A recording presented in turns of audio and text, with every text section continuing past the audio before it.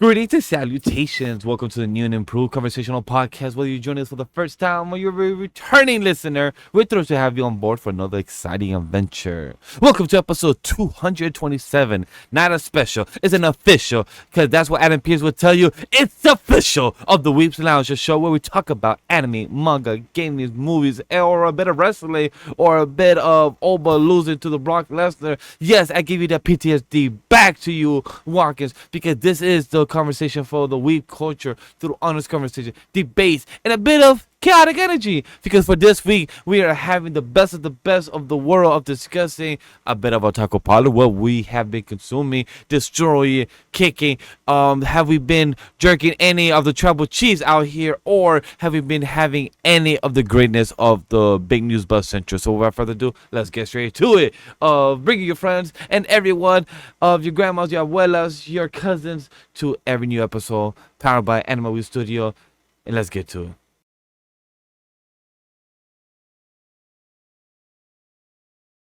As you heard the beautiful voice of legendary Vash, the human typhoon of the will of Dio Latino he, aka me, aka Miguel, we are here for the Weebs Lounge episode, and we are back not just because Trevor did two specials. He did one with Vash, he did one with Whawkins, because if you guys don't know what I'm talking about, the one with Whawkins, you guys were supposed to get one this past week, but technical difficulties happens. You know what it is, chat. You know, it's not storage, if it's not tech, Wi-Fi, who the fuck knows? But you guys are gonna get one on June 3rd of The Boys Season 5 and the overall series review of Tread the Cloudy Chance of Meatballs with the world champions that don't defend his title at all, and all he does is smile like he be clocking people out here and making them feel distressed, uncomfortable, who knows? But enough of me talking, enough of me doing enough of the transition, the blabbing. I'm gonna give it to you, the world champion. He's about to defend himself and tell me like, yo, Vash, you're crazy. I do defend this title, you just haven't seen it. It's been unseen, foreseen. I do defend my title, sir. Don't worry. Those Elden Ring videos will come out soon in enough. 2027, but yeah. Ladies and gentlemen, boys and girls, and ignorant children of the Isles, what is up and what's good? It is your reigning, defending, undisputed universal heavyweight champion of the world. That's right, it's Whawkins here. I'm going to be your guide through all the bullshit that seems to be the regular media that we all consume, whether it's anime, manga, video games, movies, TV, whatever have you. Hey, Spider Noir just came out, consuming that currently. And I mean, me and Mr. Trevor Cloudy here started watching episode 1, and my God, it is like Nicolas Cage at his most Nicolas Cage so far. So I'm all for it. It's gonna be the most stupid fun ever. I have some other things to talk about when it comes to Otaku Parlor and some other, agendas I need to push. But hey, I'm always here for it. But I'm always here for it when I'm up in the clouds, up in the air, just chilling on a good old lumpy crescent cloud. Isn't that right, Mr. Cloudy Crescent? Yes, hello everyone. It's me, Cloudy Crescent, also known as Trev, also known as in the ancient language. Yes, the only person on YouTube that can make you go. I did that specifically for Whawkins so that he could die on stream. It's perfect. But yes, today is just going to be a chill day. We're going to review, or maybe just reminisce over the media that we've been consuming. Isn't that right, Vash? Isn't it time to remember the good and the bad? Or just hopefully the good? Also, I do want to preface this with apologies, because we are recording this after doing a stream of Weebs the Ring. And if you watch any of our Weebs the Ring content, especially after PLEs, we'd be having our fun. What kind of what kind of fun we have. You know what kind of chaos ensues when it comes to the end of a Weebs the Ring episode. But hey, that's neither here nor there. It's just good to be back doing a regular show, not only just with me and Mr. Cloudy here, Mr. Trevor over here, but it's glad to have Vash back. Yeah. He he failed to get our boys episode out last week, but it's fine. You guys will get it after this episode. It's all good. It's fine. He'll understand every reference that we're about to make tonight. So it's just good to be back. We're going to be talking about some of the things that we've consumed while we've had a bit of a weird May month. Like, yeah, it's been a weird month, but Vash, why don't you talk to us a little bit? Talk to us a little bit about like your Operation Cougar Town and how that's been going. Well, chat, if you guys don't know what the guys have been referencing about is we are on the segment of the Otaku Parlor where we're discussing the latest media we have consumed all the time of our lives, anything that we want to review, anything that we want to talk about, and give you guys a bit of the parlor conversation. And for this episode, as the guy said, that we have no giving a fucks of the main title for this episode. We have like, hey guys, do we talk about Mandalorian? We haven't watched. Two of us haven't watched. Hey guys, you want to finish Darth Maul? Two of us haven't finished yet. Hey, what the fuck can we do then? You know what? Let's just have a chill episode, catch up with the media because we have played some video games, we have watched a movie, we have done some few activities outside of regular content. So let's get into it and let's give a bit of snippets of the latest media of the big news but centered to have come out, because there has been a few things to talk about. There's been a few trailers, a few announcements. Sometimes, you know, sometimes you could be crafting and be at a square, or sometimes if you want to be laughing for this coming week of June 5th, that a movie I've been looking forward to for the past 3 months. I honestly have been having like a mental countdown, and it also got reminded to me of Whawkins on today's Clash of Italy coverage, because you know why? It's literally front and center on the ring. It's called Scary Movie, but technically it's supposed to be Scary Movie 6. And you know, I'm very excited because the whole time there was a commercial literally being shown from The Miz, Archer, and a few others doing the most iconic. Wait, hold on. A promo. A commercial. There was like two, at most 3 commercials. But the one I'm talking about is the most. Miz one, the one of literally doing the most iconic moment of "What's up? What's literally from like the first one. I'm glad they brought that joke back. Yeah. From They the had first to. Oh, they movie. had to.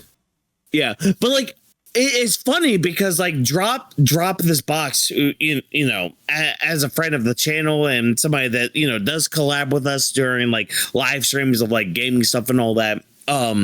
He did point out to us like they actually did a very interesting tie-in with this Scary Movie 6, where like they're not calling it Scary Movie 6. They're kind of taking a page out of the Scream movies, where it's just like, yeah, we call this Scary Movie or Scream 6 or Scream 7. No, they're just calling it Scream. So it's just like, okay, we're rebranding this as the new Scary Movie. So it's like, okay, cool, neat, awesome, fantastic with that. So very interesting with that. But yeah, I can't wait to watch that. And I do plan on spending the money to watch that movie, unlike other movies like, you know, Mudflap versus Gregorian Chant. You know, we'll talk about that movie in a week or two or whatever. So yes, chat. What he's saying, Mandalorian Grogu, these two has been making a full field trip on the damn document of not just 1, but 2, 3, 4, 5, 6 different names. So trust me, they are looking forward to. They are looking forward to review the Star Wars episode in 2 weeks. Because Chad, in case you don't know, reviewed for next week, it's gonna be a full gaming discussion. Because a state of plays tomorrow, and then the Summer Game Fest is Friday. So we're having a full game session discussion of that week. I didn't know that. I honestly thought, because when you said that, I didn't know that's what you. I thought we were talking about the Mandum and Grippy Drippy. I hate all that. So as you see, an example of A and B. Chat, you are getting a nice little snippet, a nice little what do they call foreshadowing Preview, yeah. As Goda likes to do, because apparently Goda's the only one that can do foreshadowing in any of their series. Oh yeah, like, Brooks flashback Goda's the one going on. Yeah, which flashback's good.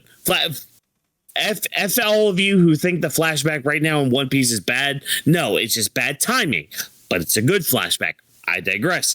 Nah, it's foreshadowing for next week's conversation. Yes.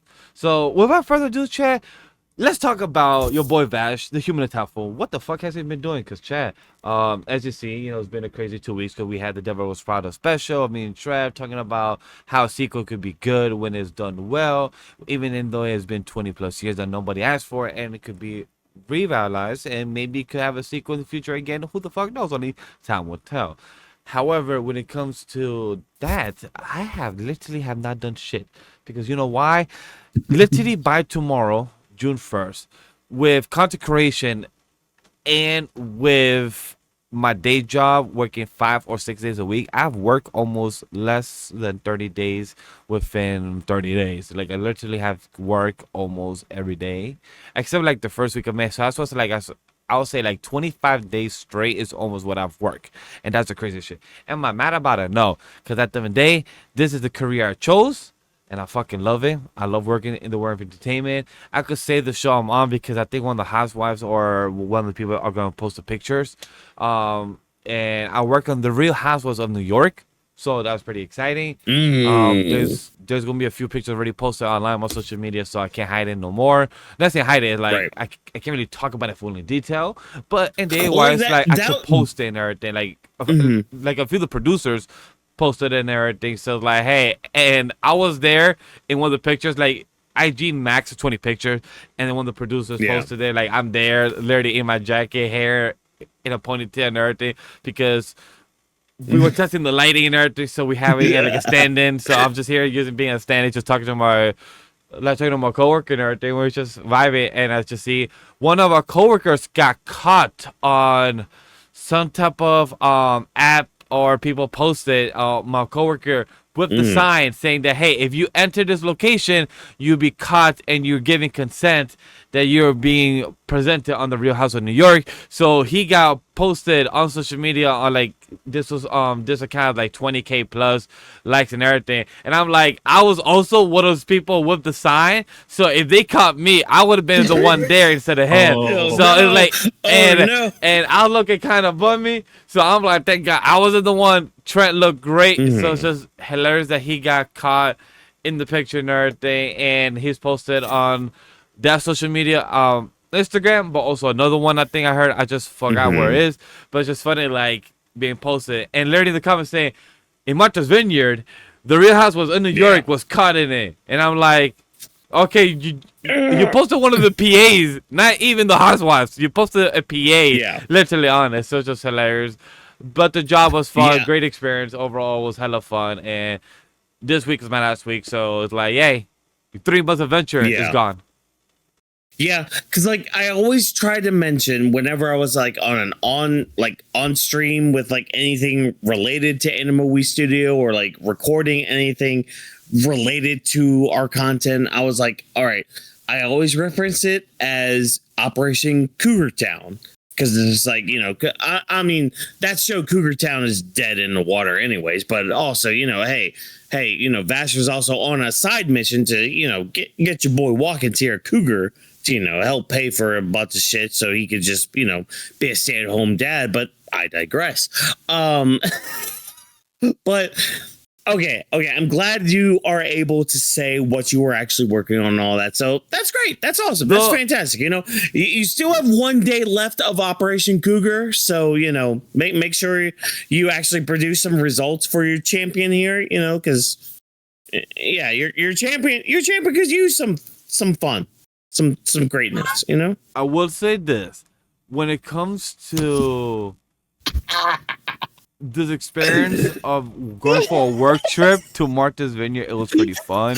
It was in an island that there's no traffic lights, so that was a pretty cool experience. Whole island with no traffic lights. Speed limit was like 25 to 35 to 45, so it's pretty cool. Like, I was going from one location to another location, guys, for 10 miles, and it said 12 or 15 minutes. And I'm like, this is so weird, because 10 miles in other places would be like 30 or 45 minutes of traffic. So, like, I hated it here because you got so used to it. And then when I got back to the mainland, it was like, oh, I got to stop on a red light. Oh, I got to slow down. And I'm like, oh, this is so weird. It like, also in the island, you had nobody crossing like crazy. It's literally just straight cars communicating, stop. It was just great. I did a cold plunge, Trev. I did a cold plunge, not once, not twice, but did. 3 times. I went outside of the hotel, met with a few coworkers. We went outside, cold plunge. The first time was 10 minutes. The second time was 5 minutes. The third time was just my toes because I was like, yo, I'm tired, so I'm just gonna be my toes. Like it was toes and feet, like up to the like almost mid shins. It was really cool to cold plunge because at first I was just talking shit like, yo, let's cold plunge tomorrow. But then people was like, all right, cool, I'm gonna meet at 8:30. Like, oh shit. All right, cool. Vash was like, man, I'm from New York. I know what cold is like. No. Honestly, I love it. Like once I got in, I'm glad I actually was committed. I did it. Like even though the shit talking was at first, but then to actually wake up, put the shorts on, bring the hotel towel. Went there to actually wear my Crocs through the water. My coworkers, they say, hey, I'm gonna go with bare feet. They fought the rocks. I'm like, I got Crocs on. Oh, gee, these rocks don't penetrate the Crocs. We are good. We're walking through it. And the cold plunge, I loved it. The hard part was when the water got to the chest. That's when I was hyperventilating a bit, like trying to control my breathing. The legs part, it was the easy part. Like the legs part was the easy part. It's just the chest is where it gets you on mine. I don't know for others, but it was a really cool experience. Having lobster food not once but 3 times. It was freaking awesome. The 2 times I didn't even get to finish it because I was at work. So I was munch back to work. So I was annoyed at it. Free food. I had a steak one time, so it was fucking amazing. It was great. Crab cakes. It was like, yo, the amount of times we spent money on food, shit. But I had seconds, third. It was chill. As you should. Like, I was if you're enjoying getting filet mignon like that, I'd get thirds. I get thirds. My coworker got a swordfish on the clock. Oh, shit. Nah. I'd ask for fourths and fifths after that. Like, swordfish on the give me clock. some of that shit. Nah. No, it's good to hear that like you had a good experience there. Like I know you were super busy with it all and everything, but like guys, like there's a show, like there's a podcast by the way, like I'm trying to also launch with a producer. I think I told Whawkins about the chat, but is to interview not just how it's popular nowadays to interview the actors or the directors, but I want to also interview the writers. I want to also interview the people that work on set. Oh yeah, like the PAs that are like myself that have done it, but I also want to interview them. And like, of course, we can't talk their real names and everything, but we will use fake names of the to avoid NDAs and stuff like that. But just really dope experience that I would love to interview them with a group setting on Weebs Lounge, but also like just with the producer, helping me and of course and everything. Those are opportunities I could get, guys, and I do have. I just need to nail it down, and that'll be the coolest part experience because like to even be at work. There's the next job that I'm trying to get on because they're traveling overseas.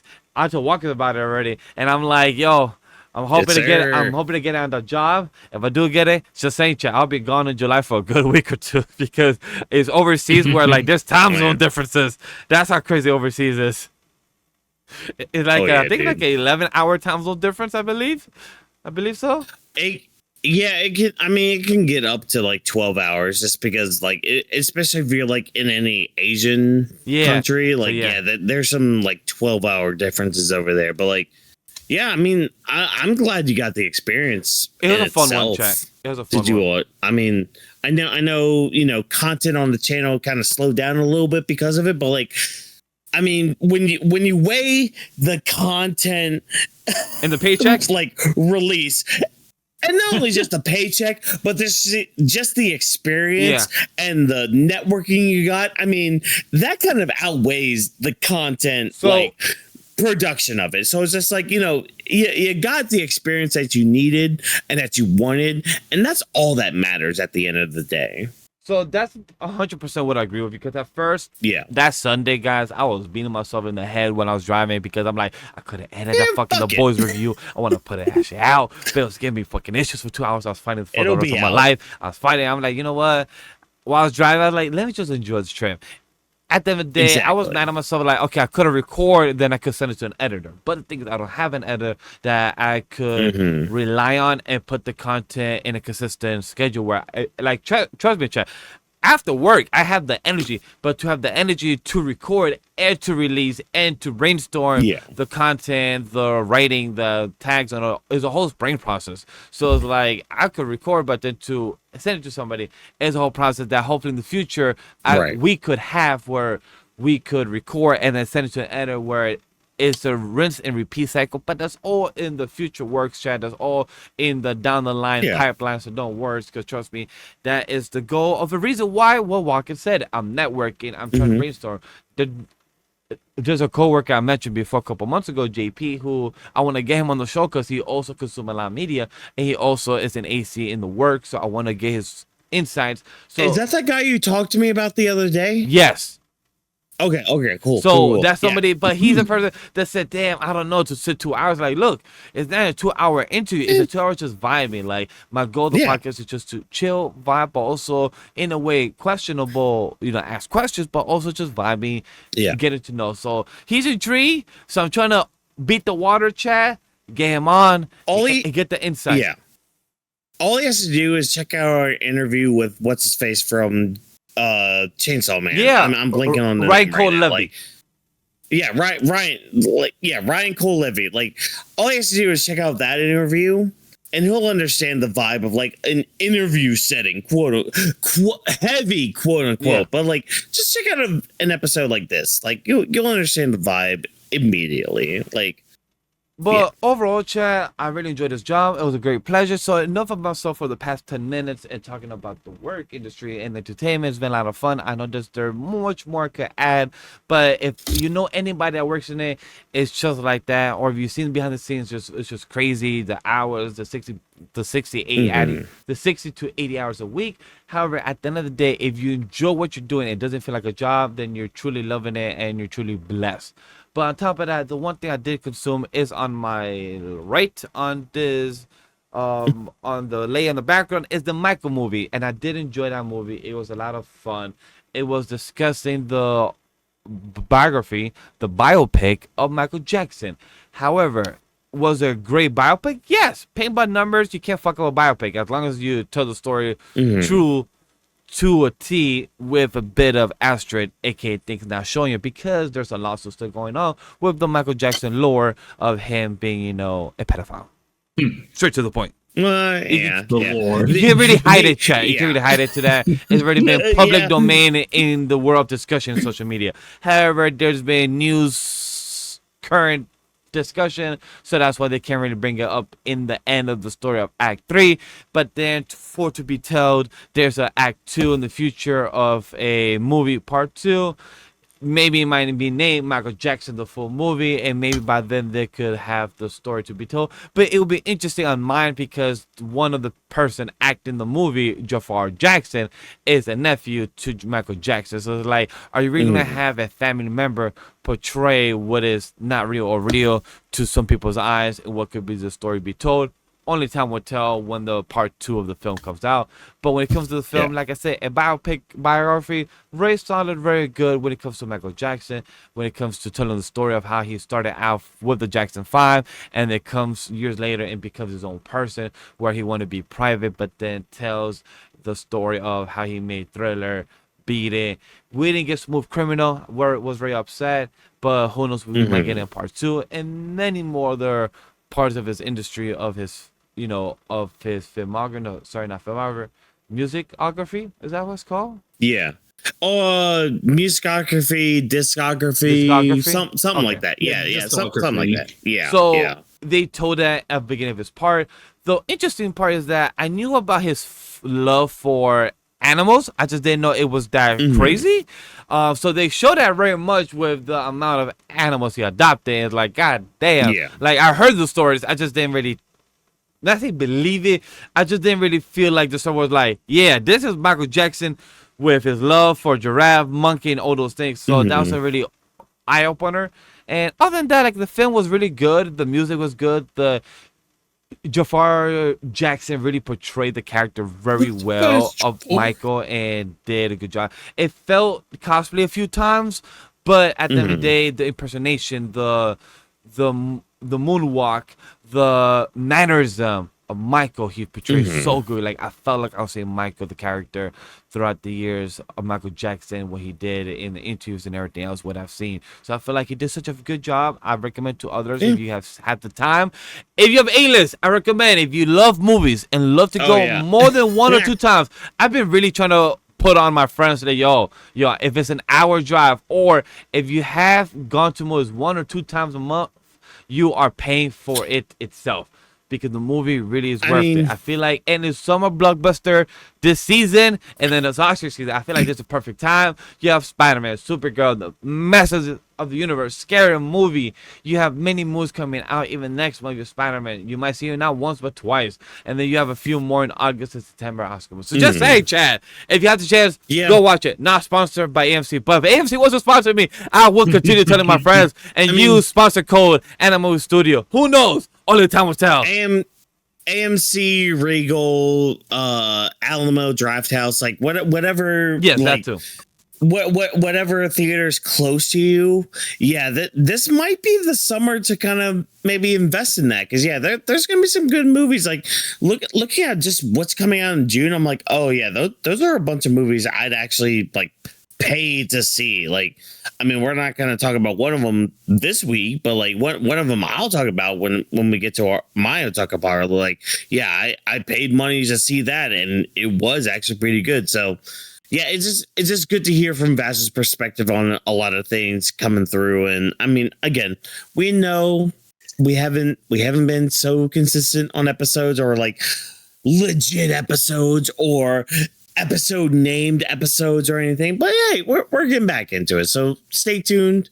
We might have some special guests coming up soon, but yeah, we're gonna have a busy summer when it comes to like movie reviews and all that. So we're gonna be having a lot of fun coming soon. We might also have some shorts, some mini reviews, because I know I will be going to theater. I know Whawkins will be going to theater. So we might have some more consistent content when it comes to short form as well. Because, hey, this is a blockbuster season. So we're going to have a lot of reviews. We might have some one specials as well, where we might do a scary movie review, because we might have something else to do this Weebs Lounge for, for gaming reviews. So enough about me. We already discussed about what we've been doing. Now let's get to Whawkins, because he said that he has something about his Otaku Parlor, a movie. Who knows? So let's get to it. Whawkins, talk to us what you've been up to in life.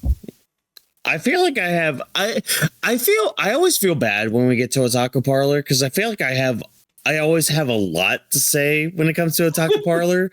So I always feel bad when it gets to me on this whenever we do it. But earn that nerdom with pride. Damn it. I was going to say, I don't give a shit, because I consumed some good stuff going through. So I'm starting with movies oh my god, movies and TV. So I watched Shrek and Shrek 2 this week.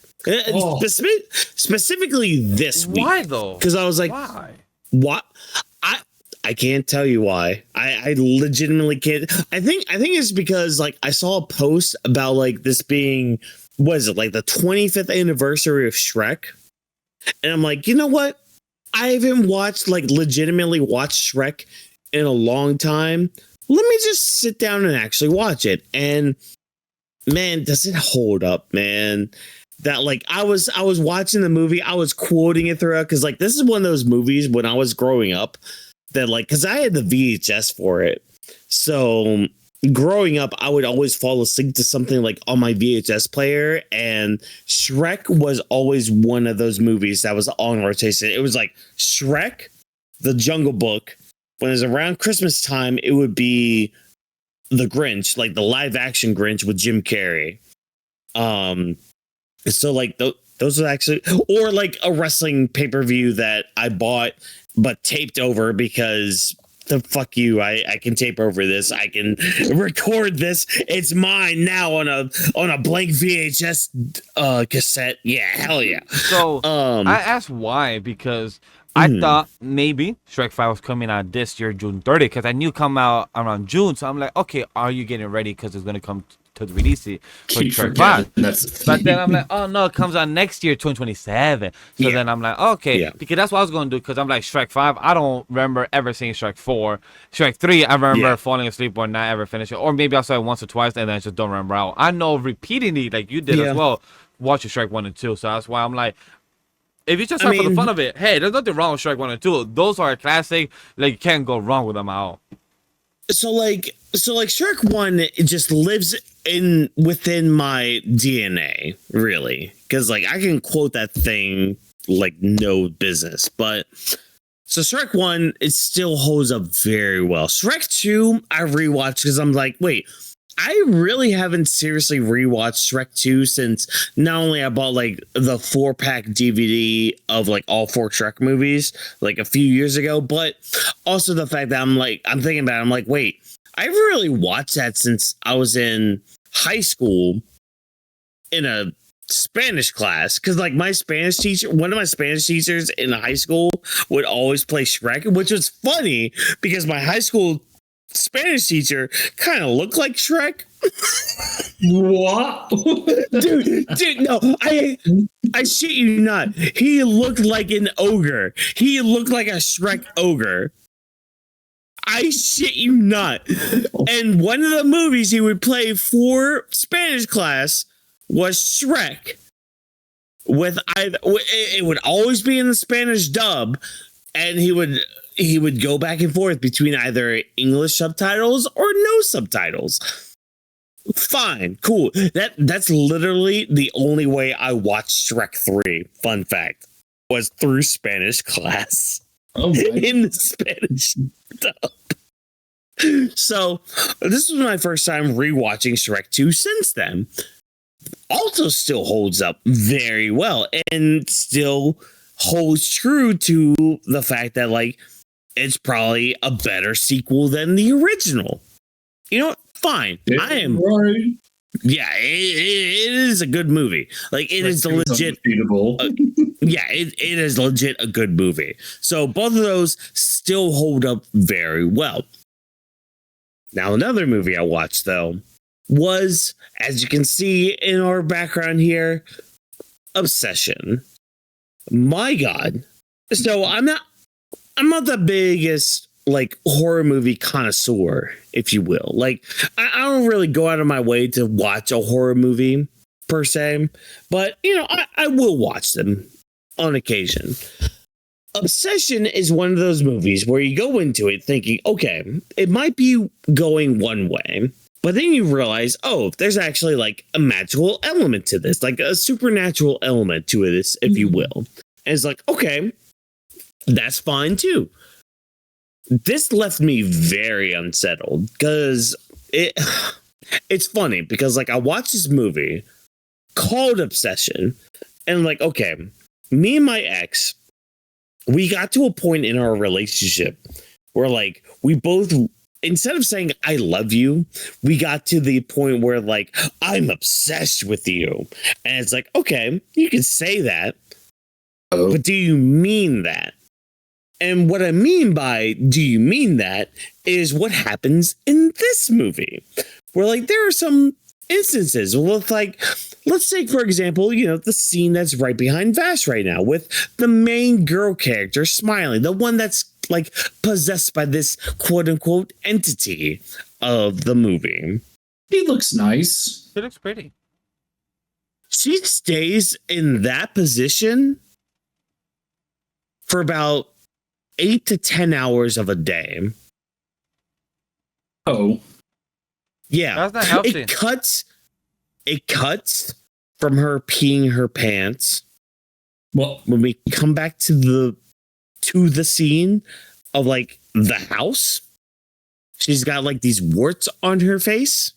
There's shit on the floor. She's in a sweat. Like it's a very unsettling movie. Like very, very unsettling.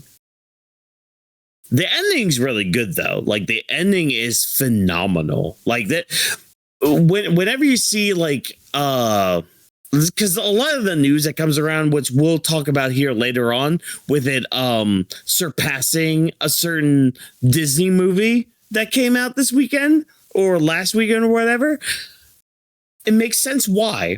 Because this is actually a really good psychological movie. You know, like, yeah, there are some horror elements to it where it's just like, oh, this girl is hyper obsessed with you to the point where she does not get sleep she just watches you sleep at night because you're oh so cute while you sleep, to the point where it's just like you realize, oh, that's not the actual girl. It's the force behind the wish of this girl falling in love with you that's controlling her. Like it gets weird, man. It gets weird to the point where it's just like, okay, I feel sorry for this girl. Like, again, the scene that is behind Vash's face right now, or behind us right now, like, it's very unsettling when you get back to it. It's like, oh, I feel horrible for this girl. But it is a really good movie. Like, I will say, I did have to plug my ears a couple times, mainly because of the sound system in the theater I was in. But just, it was mainly because of the volume. I remember you mentioning that. Yeah. It was mainly the volume of the girl, because like she does some shrieks here and there, and it's just like, oh god, that's kind of loud. I need to like kind of plug my ears really quick because it's very loud. It kind of bothers me a little bit at this day and age, but that I just want to talk that down to just sound systems and all that. It's a really good movie. It's really good. It earns all the money that it's made throughout the past couple weeks. Highly recommend if you're looking for some sort of psychological, I don't want to say horror, but some sort of, because that's the other thing. A thriller, yes, but like suspense. I'll go with suspense, because what I kept seeing online, it was being called a horror thriller. From what I kept seeing online, which from what I kept seeing from others, the way they were describing it, it sounds like it should be classified as a suspense psychological thriller. That's why I feel like it should be classified as. Which is very interesting, because like with some of the production value of this movie, it does a really good job of like hiding her face in shadows, but like showing only like the lights of her eyes. Like keep in mind, I'm not saying pupils. It's like the lights of her eyes. I can't wait to see you don't that. see her face. Yeah, you don't see her face. You just see like the sparkle in her eye, and you know that that's not the girl. It's the force of the wish that the guy made. And yeah, I'm saying force of the wish because there are some sort of supernatural entities that kind of tie into this movie. But again, it's just like there was one moment in this movie. I won't say what it is, but it's one movie where like I was in the theater. I audibly yelled, "Holy shit!" Oh wow! Like I was just like, "Holy shit!" And like nobody else in the movie theater like said anything, but I could like the energy you could feel. It's just like, holy shit, that fucking happened. And when you watch the movie, you know it. All I'm gonna say is Van talks at 3 a.m. in the morning. If you know, you know. If you've seen this movie, but man, it is really good. It is fantastic when it comes to like psychological horror and all that. I love it. I love to hear that. I can't wait to watch it. I'll be watching it this week. I'm gonna see if my wife wants to join me. I don't know if this would be her cup of tea, so I'm gonna let her. She might like it. Yeah. I'm gonna let her know what's it about, and then for her to make her own choice. Me, I'm gonna go in blind. I got me more excited that Whawkins said something about the production, about the lighting, and as somebody who works in lighting, I always be intrigued of how you can find interesting ways to remove light and add light, and how to make it look very cinematic. So that's something that I can't wait to see now to see how the movie does. Anime and manga, I'm gonna say for my retail therapy, because that's gonna be my big agenda push there. So video games. Hey, guess what, everybody? Remember my saga through Elden Ring? Guess what? During our time away, I have completed it. I have become the Elden Lord. I understand. I get why this was Game of the Year. The year it came out. I understand. I fully get it. So what? A 5 out of 5? A 10 out of 10?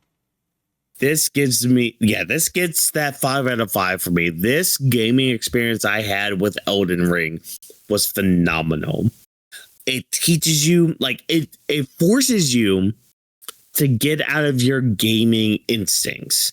It's like, yeah, you want to play this way? Nah, you kind of got to alter that a little bit. Like, it's just really good with that. And there's a lot of deep lore that even has escaped me from playing it for the first time. Like, I have to listen to lore videos to just kind of grasp even more of what I experienced. But like, just from my experience alone, it was really good. I'll eventually get to the DLC. I did start it. There's a bit of a learning curve when it comes to that, because there's a difference of like leveling up in that game when it comes to the DLC, but it's a really good game, man. I fully get why it got Game of the Year. I fully get why it gets all the praise it does. It's a really good game. It's just phenomenal from start to finish. I'm struggling even trying to start like a new gameplay, like a new game plus with it, because I'm like, do I really want to go a route like that? Do I really want to do that? Nah, I want to let this simmer a little bit. I want to let it just kind of marinate, and then I'll eventually, again, like I said, go back to the DLC, see how that does. But just like the overall just story, like just base gameplay, chef's kiss. It's very hard to go to a different game now. It's very hard, because like with any other game that comes out, I'm like, okay, I know what to expect from it. Is it actually going to live up to what I experienced through Elden Ring? Is it really going to live up to that? Have you touched the other game that came out back in April? Oh, what's the name? The game that came out in April that was hyping up that had like 110 hours. Are you talking about what's it called? Crimson Desert? Crimson Desert, yes. Thank you guys. Yeah. I started it. I don't know. There was something that just like didn't click with me with it. Is it too open? And it's not just like the awkward controls with it. Like, I don't know. Something, I might go back to it to see if like something clicks with me again with it. But I don't know, man. Like, something with it didn't click with me.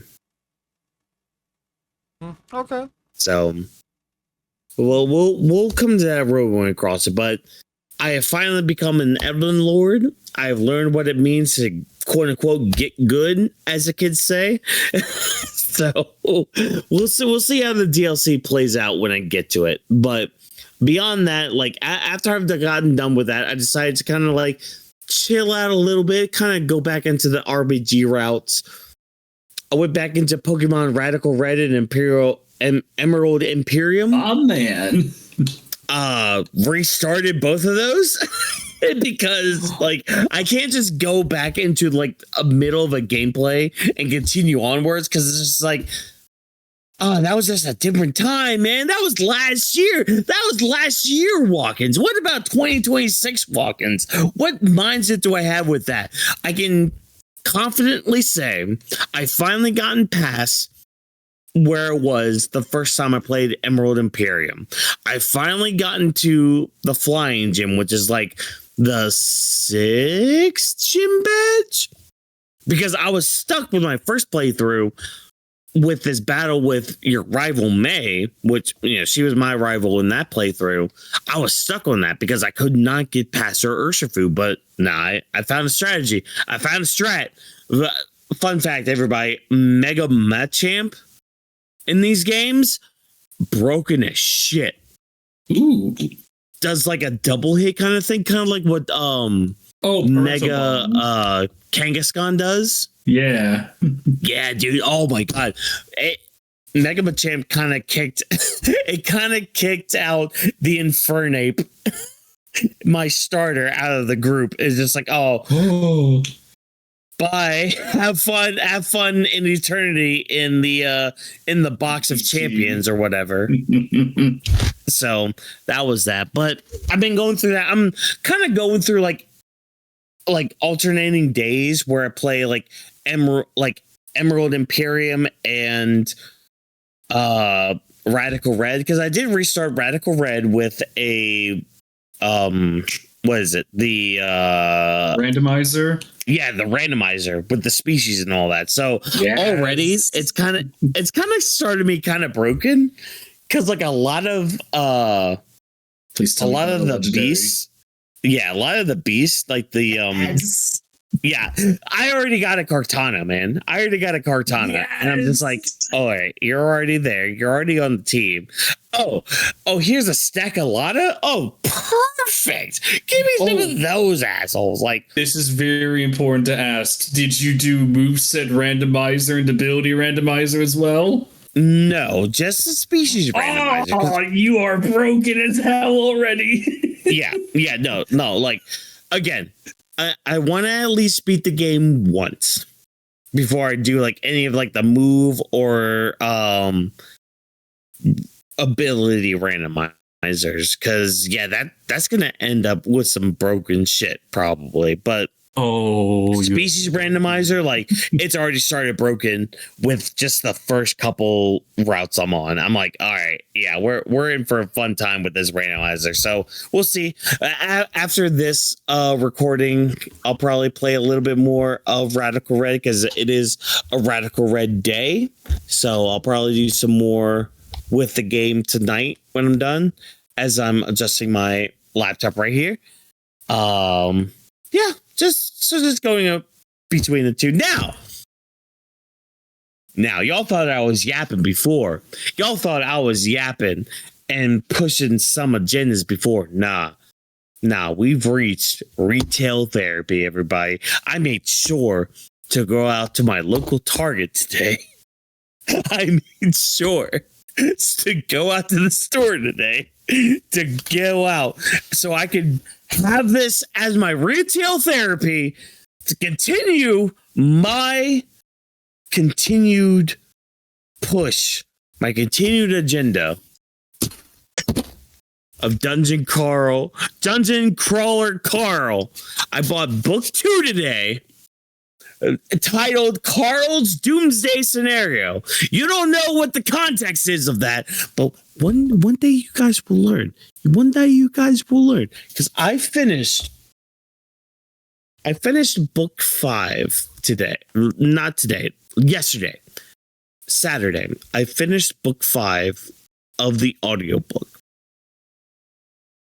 And it's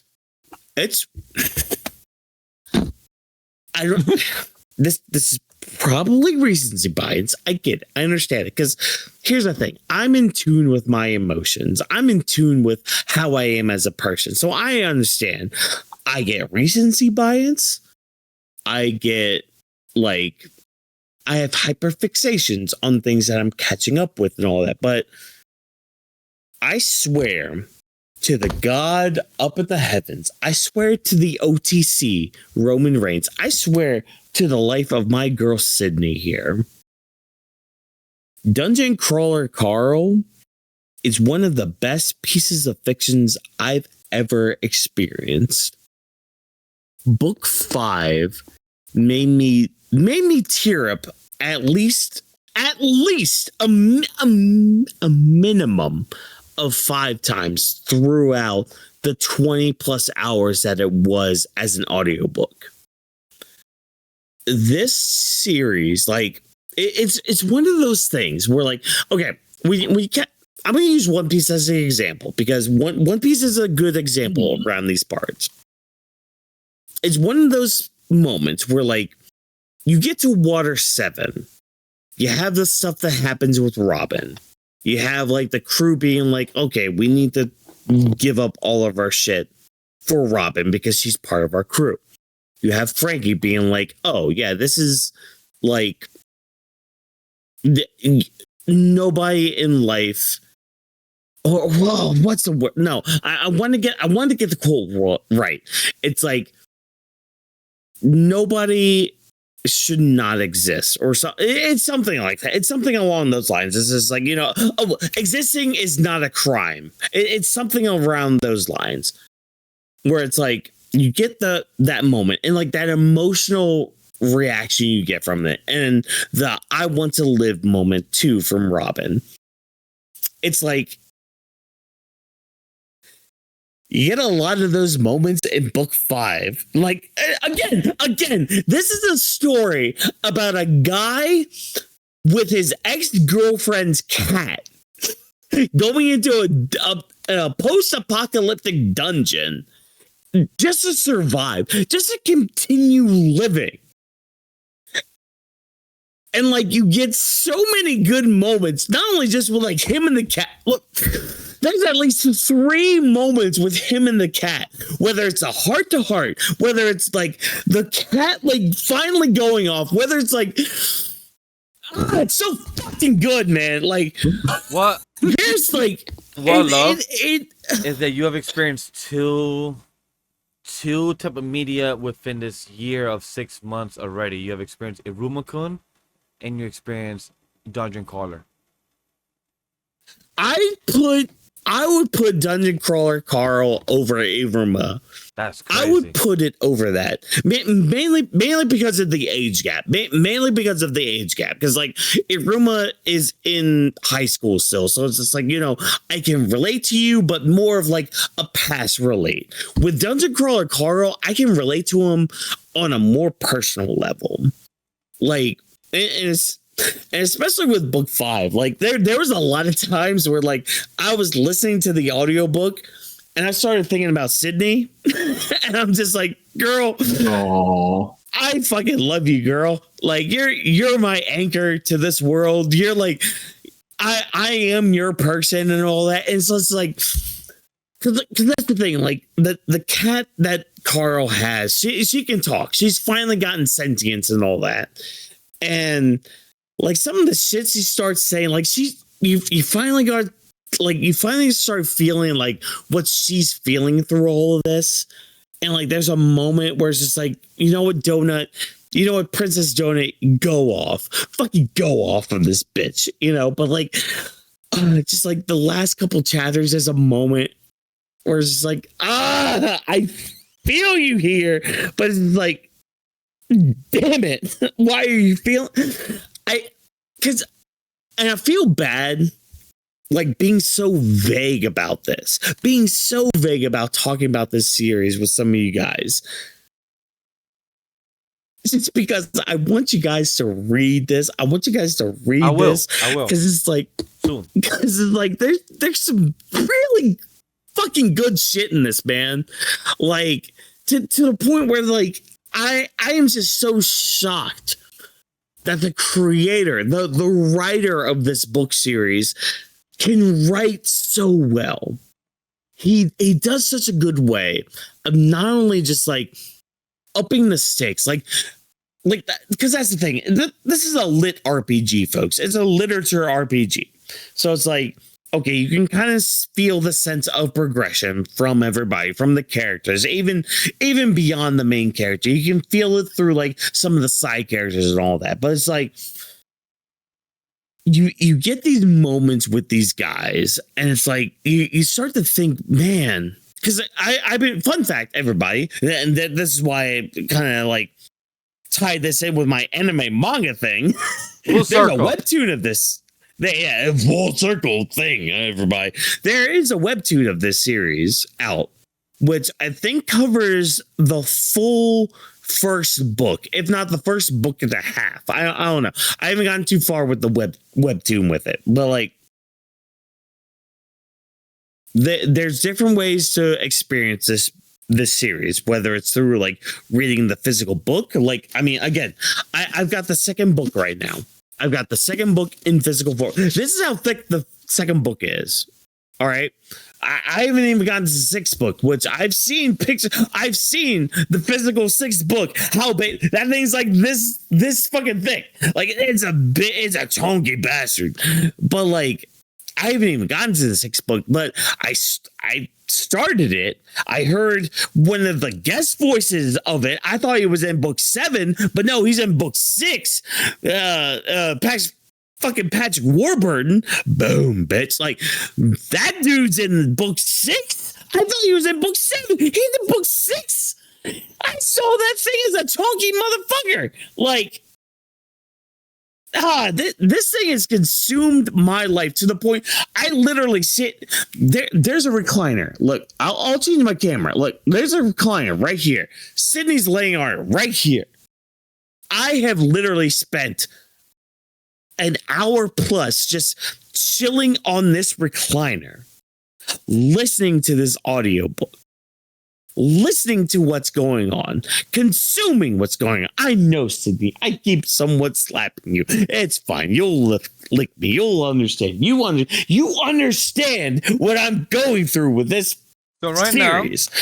If I could interrupt Whawkins, they have 38 episodes right now on Webtoons. Right now they're on season 2, and season 2 started on episode 31. Yeah. Looks good. I haven't seen where the like art looks really good. In case anybody wants to see, I'll show you guys right here. Yeah, like the art's pretty good for the webtoon. I don't know how I feel about the art for Carl himself. He seems a little smaller than I would think, mainly for being like a captain of like a Coast Guard kind of thing. But like, again, it's just like everything makes sense with it, man. Like it's crazy to experience a series that like actually builds upon itself and actually like takes things that seems like such a throwaway thing from like books away or like times away and brings it back to like full circle like this. Like again, I know I only finished book 5 in the audiobook, but as of this moment, book 5 is my favorite book. It brought about some emotions I haven't felt in a long time, like especially when it comes to media itself. Like book 5 is really fucking good. Again, like I compared it to Water 7 Enies Lobby with One Piece. That's crazy remark. And that's mainly because of like, do what? Let's not stop there. I remember the message you sent me and Eden's where it's like, this has fucked Wukong even. Oh, yeah. No. Fuck Wukong. Fuck One Piece. Fuck Demon Slayer. Fuck, what's it called? Hold on. No. I'll go to my fucking messages right now. Hold on. No, Trevor wanted to bring it up. No. Trevor wanted to bring it up. What did my message say? Hold on. What did that message say? Where did that long message go? Where did it go? I'll go to it right fucking now. Yeah. Because it's not just fuck Wukong. It's not just fuck Demon Slayer. It's literally everything. Digimon. Yeah. Fuck. I'll add Digimon to the list. It wasn't even on the list, but I'll add it to it. Fuck Digimon. Fuck Pokemon. Fuck One Piece. Fuck Dragon Ball. Fuck Kenshin. Fuck Yu Yu Hakusho. Fuck Haikyuu. Fuck Demon Slayer. Fuck Ichi. Fuck Naruto. Bleach. Star Wars. Star Trek. Mushoku Tensei. Yeah, you know about Mushoku Tensei, everybody. Amazing Digital Circus.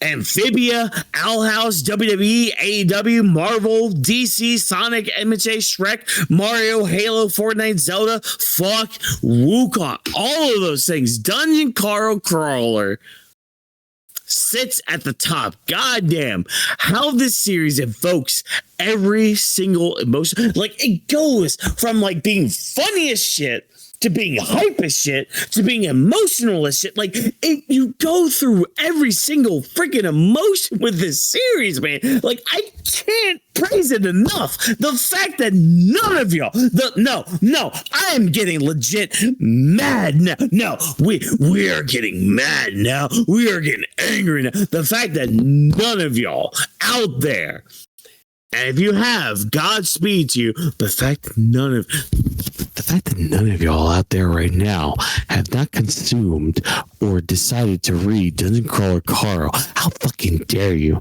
You are a bane to existence. You are the bane of all of fictional media. How dare you not consume Dungeon Crawler Carl?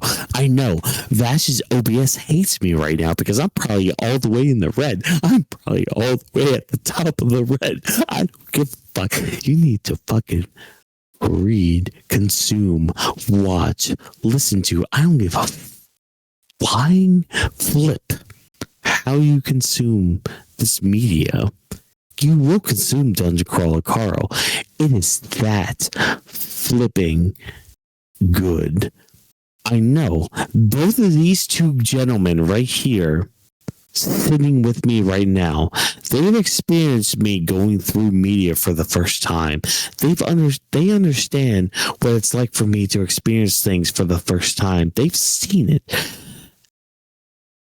This is the first time I think they've ever seen me be like this with a series. I can almost get, especially that little cloudy, lumpy guy right there, the one with the moon. Yeah. That one. Yeah.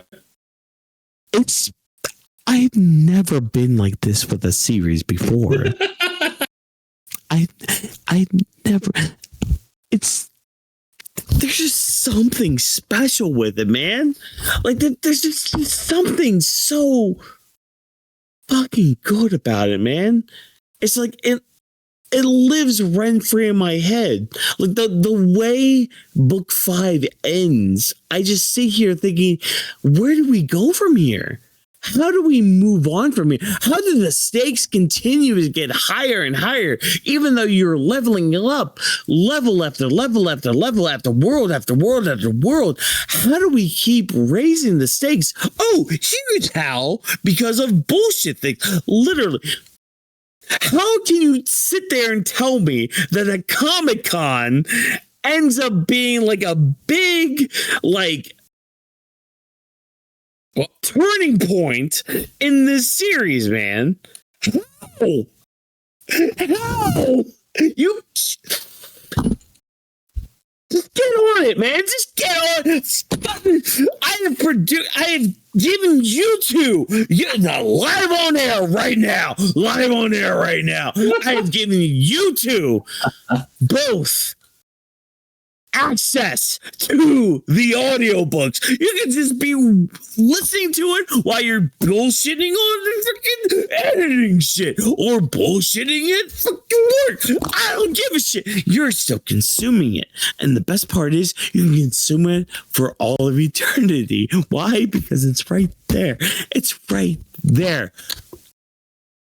Consume it. Vash, did you hear something? I don't know. Did Enjoy you cut out there for a second? Yeah, I feel like my audio's a bit I broken. will murder you when you. I know where you live. I feel like my audio's a bit broken. It just felt like a bit red and just got cut. Yeah. I know. I think the word champion froze a bit. Again, I feel bad when we get to Otaku Parlor. I do, because I know I go on tangents. I know. I don't know how to shut up sometimes. I know this. I understand this.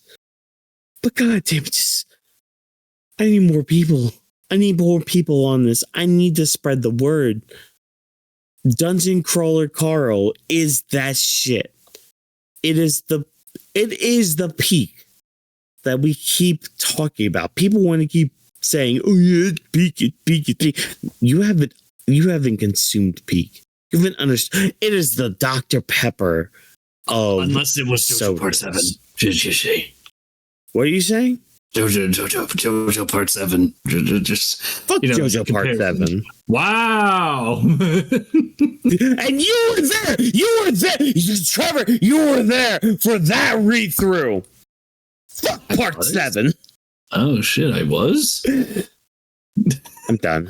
Y'all can talk. Well, Trev, I'm talking about how's been your life? Just read and listen to Dungeon Crawler. It's right there for consumption. Just do it. Hey, Trev, God damn it, Donut. I would like to check on how's your life. By the way, I was at Martha's Vineyard and I ate the most famous backdoor donut. They ain't bad. So I just want to recommend that everybody go to Martha's Vineyard and you're accidentally there in a whole island for no apparent reason. Go check out Backdoor Donuts. It wasn't bad. I have some stickers from there. However, Trev, how you been? Is there anything they going to talk about? Because, hey, Whawkins, me and Whawkins have been talking for an hour about our Otaku Parlor. But let's check on you. Let's see how you been. Well, I'm gonna add an unorthodox little spin to this little session this time around. I will go over a little movie and a little game, but I also am gonna add something else as well. But in the meantime, let's have a chat. What movie could I have possibly seen? It's Megamind. Yeah, the movie with the blue alien. Yeah, I decided to watch that again. What particular reason made you want to go for our other co-host watching Shrek, from one green big head character to our other co-host watching a big blue head character? Well, I'm sure it was just the mighty YouTube algorithm messing around with me, but not long after the Boys finale, I just got recommended a clip on YouTube with Megamind. And so I look it up. I watched the clip and I reminded, oh man, yeah, this is a pretty good. Yeah, I really like this scene. Maybe I should watch the movie. And one of the top comments was related to the Boys, where it's like more scorched earth than the final battle in season 5. Whawkins, you saw the same clip with me. I remember that. I did. That was the fact that was the top comment already. Well, stay tuned for our coverage of Wednesday, the final June 3rd, season. chat. Yeah. So basically the whole plan was like, you know what? Yeah, let's go through Megamind. I remember liking that movie quite a bit. Does it hold up? And the answer is yes. It still holds up incredibly well. It's still as funny as ever. It's still as smart as ever. It's still as human as ever. And when I say as human as ever, I mean like it's like Shrek levels, where it makes you connect with the characters. It makes you remember why you liked these characters in the first place. Honestly, I was expecting this, but Minion has been rising up the ranks in terms of favorite characters in the movie. It used to be Megamind at the top, but I'm showing more love to Minion nowadays. I love Minion. He's fucking Makes great. sense. Yeah, makes sense after the scene we watched the other night. Absolutely, and then dude, just what I think Megamind said it best. What does this movie do best? Presentation. Oh yeah, just the animation, man. It's so good. I really like the animations. If anyone hasn't watched Megamind, it is just a very high recommendation from me. I feel like you'll like it. And then you know what? Let's move on to the gaming section. Whawkins, you asked before the show what that little game I put in there was. What do you mean? It's Super Mario Sunshine, right? Is it? It's not. There's more to it. What do you think? There's more to it. Mr. Batman Arkham City Game of the Year edition. Listen, I'm trying to get something working for a bot, and it has not been cooperating. But anyway, the ROM hacks. I love ROMs. I love ROM hacks. I just love the modding scene in general.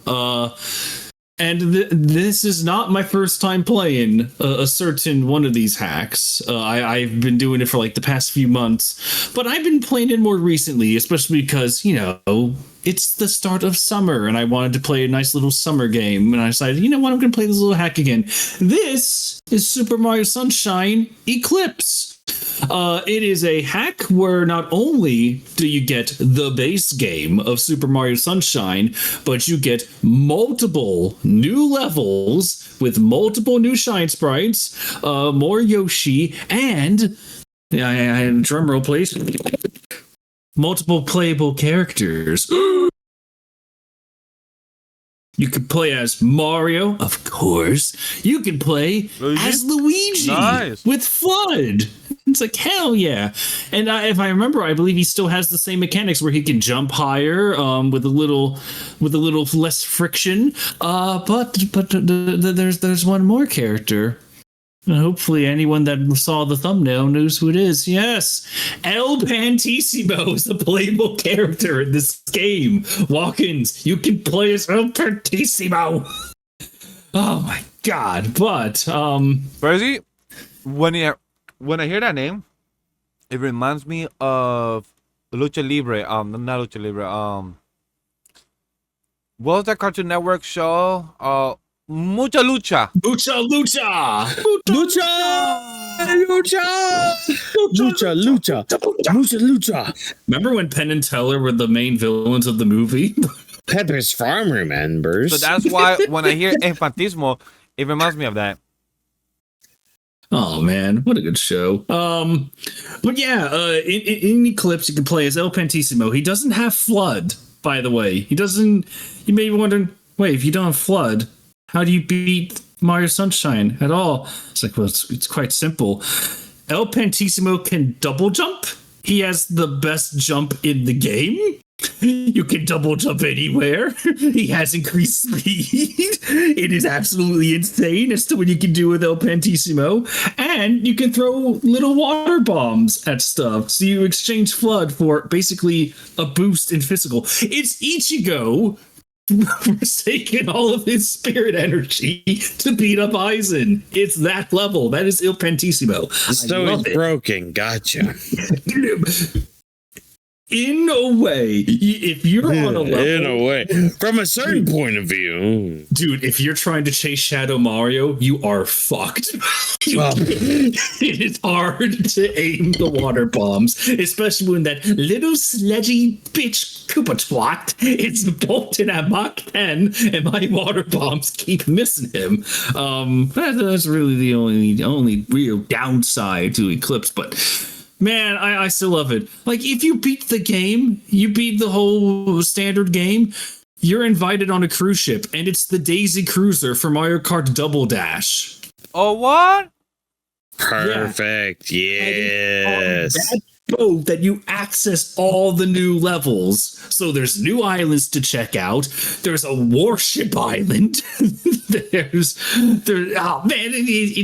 just so much to talk about. I love this thing. There's even a final boss battle. Yeah. Ooh. Yeah, a custom one where Bowser wrecks the Rex Isle Delfino himself in his little clown car, and you have to fight him personally. How? That bastard. Yeah, so, dude, the entire hub world becomes like a battlefield, and you have to fight Bowser. It's awesome. I love that. Please tell me it keeps the Delfino Plaza theme. It's not.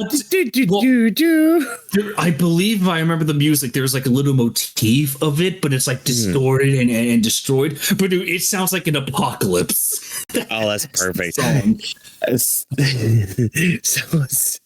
it's Delfino Plaza, but does a crawler girl version. Somehow he brings it back together. I will continue the agenda. Speaking of agenda, I'm gonna push something. Yes. Oh. I felt bad that I didn't have an anime and manga thing going on in my little thing. So I thought, you know what, I'm gonna switch it up. I didn't tell either of you. No. I would like to bring up some music that I got exposed to. Kind of think of it as a retail therapy of sorts. Okay. And the backstory behind this is that Whawkins, you know this, Vash, you know this, and I guess I'm going to tell the world now. I'm starting to work on my own little story. Huzzah. And all I can say about it is that it's in a tropical setting. Like Mario Sunshine. And so I was wondering, okay, what music can I possibly get? You know, what music can I put on the background while I put stuff on? Sure, I could look up beach music, but unfortunately, a lot of music compilations on YouTube don't tell you if it's AI or not. So you may run into a death trap where it's like, oh, yes, relaxing beach music. And then it turns out to be 10 hours of just like the same regurgitated digital AI slop. Yeah. But, you know, I decided to go through very safe ways of finding media. I was like, wait a sec, what's this little thing? What's this? A gaming soundtrack? What's this? Coral Island? What is this? What is this little game? Already the name has me intrigued, and I was like, all right, I'll look into this. What's this game soundtrack? And my dudes. And to all our lovely viewers, if you want a soundtrack that just it's relaxation incarnate, look up Coral Island. I love this soundtrack. It is, and you may think, oh, well, okay, it's probably a little soundtrack. You probably haven't even heard of this game if you're casual. Whawkins, Vash, have either of you heard of Coral Island? Nope. So you may be thinking, all right, how many songs does it have? Honestly, how many? I'm gonna throw out a word because I feel like it's a big number that you're about to throw out to us. I'm gonna say 40. 40. Oh, he went way more. All right, Vash, what do you think? I was gonna say 15. Ooh, all right. Wash, you are closer. There's 147 songs on here. And there God it is. damn, 100 more. There it is. Now, when I do soundtrack hunting, because we're hopefully, if there's any YouTubers out there, you know the pain. We all know the pain. You want some good music to put in your videos, and most of the time, for me at least, I go through gaming soundtracks to see what could fit. And I always go for the games that I have played, because for a new soundtrack, typically I'm like, I don't know. Sometimes a new soundtrack, though, can inspire me to play a game, and honestly, Coral Island makes me want to play the game now. And when unfortunately, when even in gaming soundtracks that I adore, and I always try to download the whole thing, there are tracks that I always skip. There are tracks that, and I think we all been there. We tend to skip the tracks that we don't want to listen to, or just focus on the best of hits. Unless it's Banjo-Kazooie tracks, but yes. Honestly, which surprisingly, not to side tangent real quick, but apparently, so you know how Grant Kirkpatrick, the composer for the Banjo, you're Kirkhope, yeah, you know what I mean, you know what I meant. You know how he did like re-orchestrated versions of the Banjo-Kazooie soundtrack? Oh, yes, that is Banjo-Kazooie Rejiggied. Highly recommend that soundtrack, by the way. Go check it out on Bandcamp. It's only $9.99, I believe. He's doing the same thing with Donkey Kong 64. I'm in love. So like he announced that the same day that Donkey Kong 64 coming to NSO is coming out. And we'll be talking about that very soon. Yeah. But yeah, most of the time, foreshadowing, everybody. Oh yeah, and like even I do this too with like Animal Crossing, by the way, where it's like I love the Animal Crossing game. I love the Animal Crossing music. If you're expecting me to just keep the entire album of like 150 songs saved, no. Not happening. Not for Animal Crossing. There's too many. But no. Coral Island? 147 tracks? I'm pretty sure I have made sure that I got the entire album because every track is beautiful. I adore this. It's probably going to become like the primary music I use to just as I write my little tropic story. And it's just relaxation incarnate. I highly recommend just checking out Coral Island. And you may be asking, well, I don't know. What can I use? The soundtrack might be on YouTube. Could be there. Or, I don't know. Make sure there's an official release. If there is an official release on Bandcamp or Apple Music, I would definitely try it there. Hopefully no one uses that KH Insider website. Never use that. Hopefully no one uses that at all. Don't use it. Don't do it. Don't do it. You don't have to look it up on there. It's fine. You don't. Don't worry about it. Yeah, well, yeah, and I'm doing it to you too. Yeah, that's right. You look up Coral Island, listen to the music. You might like it. You will. Honestly, it was the music that at the very end of the day, it just made me go. And I just adored every second of it. Break, you break. He tries to hold strong, but he can't. No, you will not break me. Fuck you. I will break you all. The night is still young. But yeah, that was my Otaku Parlor. Not nearly as long, but just, a lot of fun to be had in that soundtrack. Sorry, everybody. Hey, chat, it's okay because we have come to the end of our Otaku Parlor. But like, hey, man, this spoke a lot. You know what, chat? Because we've been bond. I said bond. Not just gone. We've been dead and gone for past couple of weeks. So we just want to give you a little nice life update of what we've been consuming and the media that we've been chatting about, talking to our dogs, to our families, preparing, getting any wedding shoes, do what we gotta do. But for this last segment of the show, we're here for the big news and Buzz Central. Let's sit down on the lounge and hear what we has happened in the latest media. Get ready to dive into latest buzz, hottest news, and our spirited opinions on everything entertainment. And let's have a few or a bit of chaotic energy. So before we jump into the gaming news that's going to be coming out this week of State of Play this coming Tuesday, or for this Summer Game Fest coming this Friday at 5 p.m. both, it will be live on the AniMa Studio channel. So go check that out. It will be myself and Drop This Box, and most likely Trevor for one or both of them. Only time will tell. But let's go on for our first gaming news of this week before we get into the big one. Is Steam Deck is now almost $1,000. We got the Sonic CD might get a remake with a side of Fuck You Shuji Naka, and Florida Man invades Pokemon Store, which I did not know about that. So, but I'm not gonna speak about it though. I'm gonna pass it to Trevor because he's the one to put them down. So I want to give where credit's due. So let's talk about it. How are you guys excited for Stream Deck being $1,000 and others? Death inside. Yeah. Oh, Death. I wish I bought a Steam Deck earlier.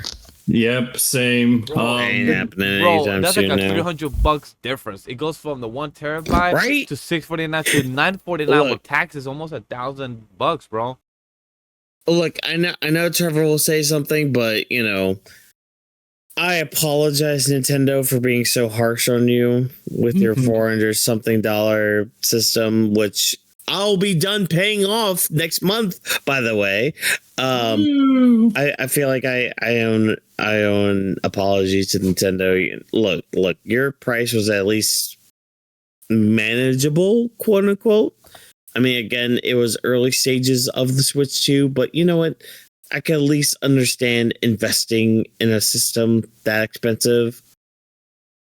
Why the fuck is a Steam Deck for 1 terabyte almost $1,000? That makes... I still don't know, but I also believe it is linked to the parts, it's gotta be. It's because of like the RAM and whatever that's been held hostage. We do have it from Culture Crates, literally saying it in the bottom.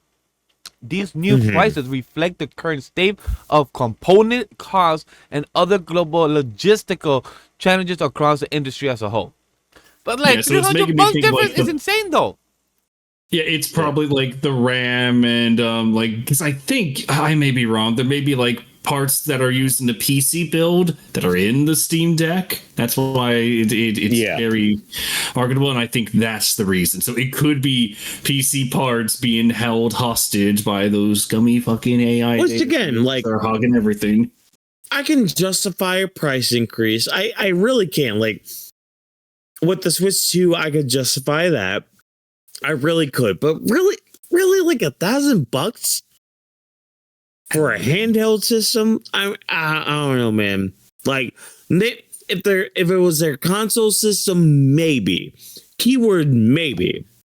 Because I would understand, especially when it comes to like certain Steam games. Like I could understand a price increase. Again, I can understand that. I can be logical. $1,000? I don't know, man. I don't know how justified that $1,000 is. I really don't think it is. I don't think it is either. No way, Jose. Like again, the 450 for the Switch 2, I could at least justify that. I could. Same. I really could. But for Stream Deck, you know, Stream Deck. Steam Deck, I'm like, I don't know. Yeah. Like I have seen like 1 or 2 people on the train here in New York have them. Like me heading to work, and I've seen like people like just playing on them. Like that's great, but like you only get to play for 30-40 minutes on your commute. I don't know how much you get to play at home because you're able to play on your big Xbox, or maybe you can't because you live with roommates here in New York City. So who knows?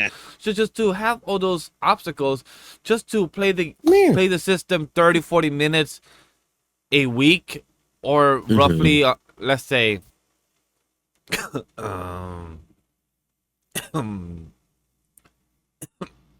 hours a week. I was gonna say 5 hours a week. I was trying to do the math logistically. Like 5 hours a week on a stream deck. I don't know. I just don't feel like it's justifiable. Like on an Xbox or something, I get it because you could play on a bigger TV, you could do a lot more of it. But with Steam Deck, it's kind of hard to have it that price. But hey, tech related, it reminded me of how a CEO was on some type of channel news, right? And this CEO was talking about how now it's costing more to have AI because of the tech, where now humans are starting to be cheaper. And I was laughing when I read that. Like that fucking headline was hilarious. Oh, dude. It's been so great. funny. It's been multiple businesses where it's like, oh wait, it costs more to. Oh no! Oh, shit. Oh, if only we saw this coming from a mile away. 2 years ago, you could have seen Sir, this, we broke at least. Sir, we broke the mirror that let us look ahead in favor of an AI that could do it for us. Oh, that looked great on paper. Cut to reality. Oh, shit. We're losing all the money. It's like, really? You're losing a lot of money. Huh. Man, if only you could save a lot more money. But, you know, sure. It's a short term versus long term, man, at that point. Just lol. Yeah. Just lol. But hey, look, Sonic CD might be getting a Okay. remake. This is hilarious. Let's have a fuck Yuji Naka. What? Okay. Like, yeah. What's up with this? Talk Because to like us. again, Okay. you This is a you funny put this story. shit on the air. Yeah. I was responsible for all the news, I think, this week. I know. But, Yeah, you were.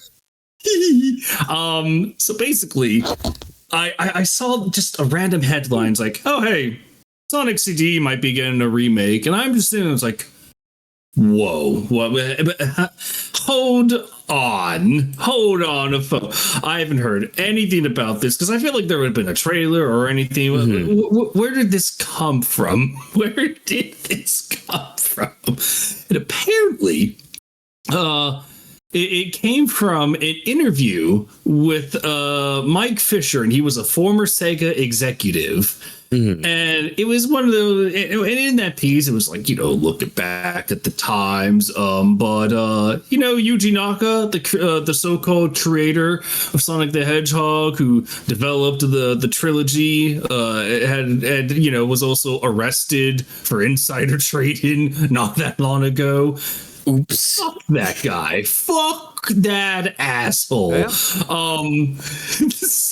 it was just like, I learned of a Sonic CD potential remake through this interview. And you'd be asking, wait, how did these two connect the dots? And because Mike Fisher was like, right after the little smackdown, it's like, also, yeah, I think there's a Sonic CD remake because, you know, Sonic Superstars, well, you know, wasn't doing that good. I think they're trying to, you know, sell Sonic CD to a new audience. And it's just like, oh. I know, Sydney. Ooh. It's the equivalent of, like, I don't know. You can forgive how dated this is. It's like the equivalent of fucking Roman Reigns going out to the ring, kills Dwayne Johnson and Vince McMahon, shit talks them afterwards, and it's like, by the way, WWE 2030 edition coming to the Switch 2. And it's like, what? I mean, hey, you're just asking for me from a good time. That's all I'm saying. So that's just funny that it's like, oh yeah, I think there's a Sonic CD remake, but also fuck Yuji Naka. And apparently I've been seeing this on social media because I've been very curious as to the reactions of some people. There are people that didn't even know that Yuji Naka was arrested.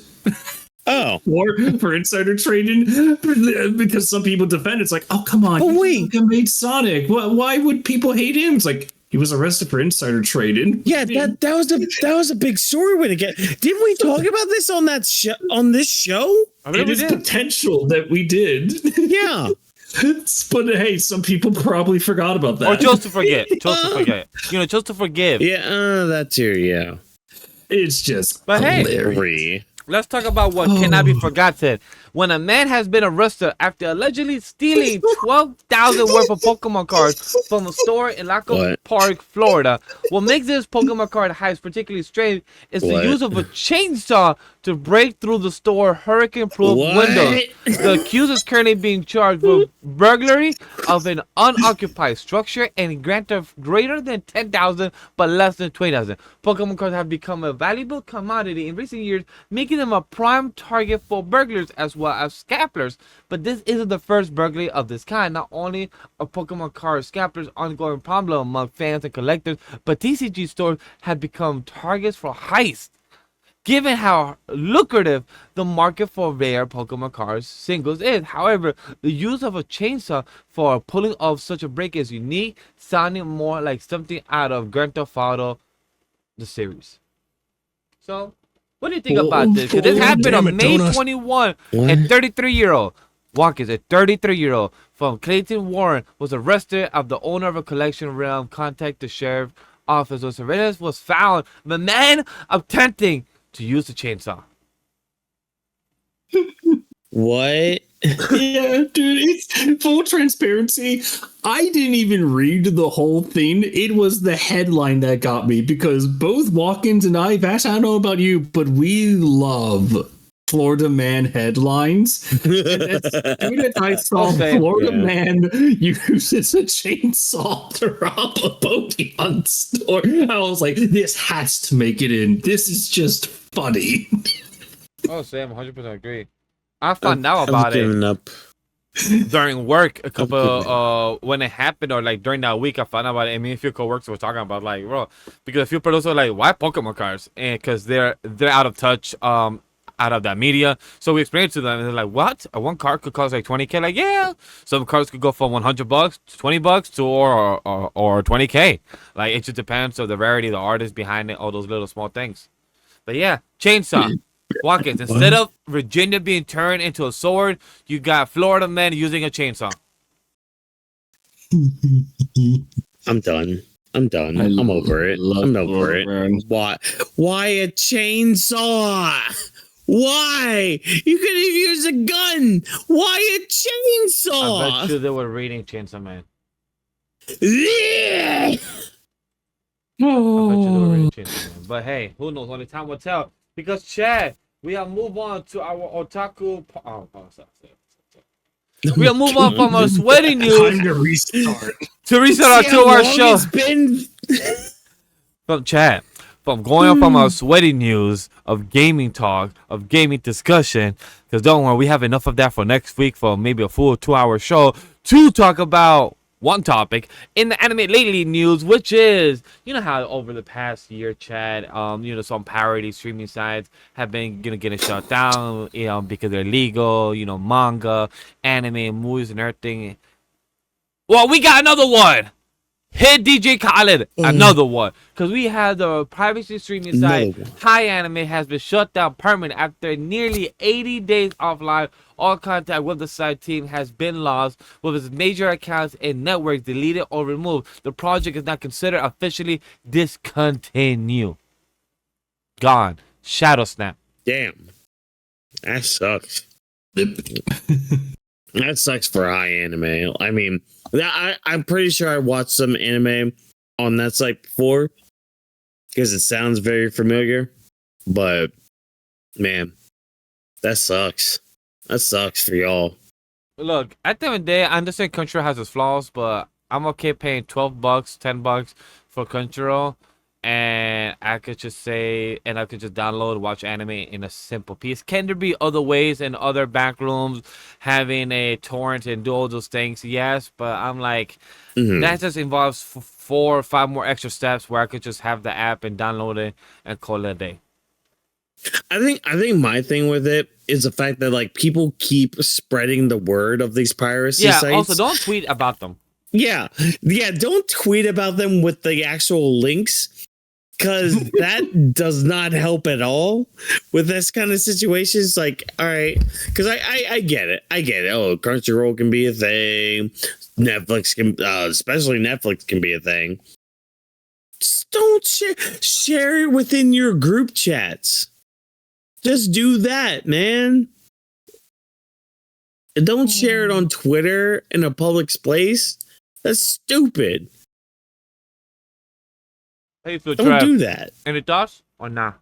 It's just. Oh man, it's just piggybacking off of you guys said. It's like, well, I mean, piracy is struck down, so hey, pros and cons with that one. But at the same time, when people start sharing that information, started really making them popular, well, you're just painting a target on their back. In all honesty, In a way, guys, you're snitching without snitching. Yeah. But hey, we move on from our anime lately news to straight to our Weebs news. We're talking about movies, TV, anything involving pop culture, media, or entertainment. And the first thing, a big shout out to something that I work in the world of entertainment, but also something that we love, Star Wars, the original Star Wars, the original series, that we had the original editor. The Marcia Lucas has sadly passed away at the age of 80. She won an Oscar for editing the original Star Wars film, where she was described as the heart of the film who brought the magic alive. Yeah. Shout out to her for all the hard work. Maria Lucas. Yeah. Maybe that's why Innovation to film. Maybe that's why we have no heart in the current Star Wars, because she's not editing in it. Well, there's that too. Dude, apparently it was like she was the one that pretty much saved A New Hope. Yeah. Because if I remember the story, the first cut was just like not even close, not even remotely good. So Maria and the two other editors that were known for the movie, they got together, and it was pretty much Maria that like pretty much put out the flames. So yeah, without her, we would not have Star Wars at all. So yeah, Godspeed. Like Star Wars would probably be like, oh, that's that cheesy B movie level franchise that started going off. It's like, nah, she was pretty influential when it comes to like early Star Wars shit. So yeah, hope you're in a better place now, away from modern Star Wars. Thank God. But speaking of despair, oh my God, you can get Iron Lung on YouTube. I think it for renting it's like $5, but if you want to own it digitally, it's gonna be $10. Go and do that because it's a good movie. Yeah, at least give it a shot. I'll check it out. If anything, you should probably earn your support, because I think we were talking about the segments about how tough it was for Markiplier to get the movie out, and then just the outpouring of support that made it go from like 5 or no, like 12 theaters to like, oh no, it's gonna go pretty much worldwide. It's like, whoa. Yeah. Well, like that, because that's the thing. It had such a low budget, and then it made so much in the box office, which kind of ties into our next story with Obsession beating out Star Wars. Like Obsession having a $750,000 budget, and now it's at like what, 28 million? Like it's in the million, 100+ million right now. Like that's crazy. Like it's more evidence to the fact that like more money does not equal a better product. It's love and passion that equal a better product, especially with a movie beating out a freaking Star Wars movie, mind you. Can we harp on that? Can we please harp on this? Because I know it's been said around social media, but it's just the fact that like Star Wars, Star Wars hasn't been on the movie theater for 7 years, and it has come back to the theaters with arguably, unfortunately, the strongest piece in their catalog, which was The Mandalorian. It came into theaters. Disney was betting, it's like, this is it. Here we go. We're going to make so much money. And it's like, well, there's a 70% drop this weekend for numbers, and it's being annihilated by 2 low budget horror films. One is Obsessions, which from what I've been hearing, especially from you, Whawkins, it's doing pretty good. And then the other one is Yeah, The Backrooms, which I believe is another YouTuber director movie. It is. Yeah. So good on I'm them. pretty sure Yeah, it is. it's not.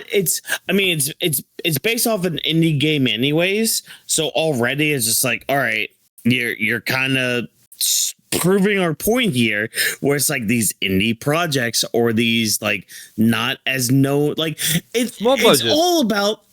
Yeah, it's just low budget, but it's also just the fact that like these new IPs, these newer stories, these newer things, these newer concepts, it's almost like maybe thinking outside the box maybe does wonders for your box office, or maybe does wonders for you making fucking money instead of just going back to the chart. Oh, that chart makes it, so we make that chart is bullshit. The chart you have is freaking BS. Stop doing paint by numbers stuff and like actually freaking try. Like, even if it fails, like actually freaking try with something instead of like some sort of boring paint by numbers crap that we've seen time and time again. Again, I'll have more thoughts about Mando and Grogu next week or whenever we freaking talk about it.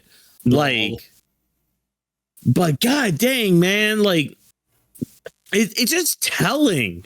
That's just like these multi-million-dollar companies can't think innovative, especially from a company that strives or like prides itself on innovation, and yet you can't make an innovative. Man, get the fuck out of here with that bullshit. So I would like to add right before we move on to next news is that Obsession earned a $8 million the previous Friday, surging over 30% from the previous opening weekend. It's the biggest third Friday increase from a non-Christmas wide release in over 50 years since the rise of modern cinema with Jaws in 1975. So just want to let you guys know about that. That's a really huge thing. And according to Christopher Nolan, who has seen the movie and went to see at AMC City Walk, he literally got asked and said, "I love it. Incredible performances." It's almost like if you make a fucking good movie, you actually make some fucking good money, but that's besides the point. 750,000 budget, and it's almost making 330 million. Most movies But would no, love we to gotta try to make add that. fucking Job of the Hutt's bullshit, man. Get the- Next week. But hey, talking about AI animation of a Jabba the Hutt type of character, we got a better one. An AI company, 11 Labs, has struck a deal for voice and likeness of Stan Lee so they can recreate with AI. It will be added to a marketplace where various celebrity voices and likeness will be generated with AI that companies can license for commercial use. So if you guys wanted more Jabba the Hutt, you guys could get Stan Lee. Pain.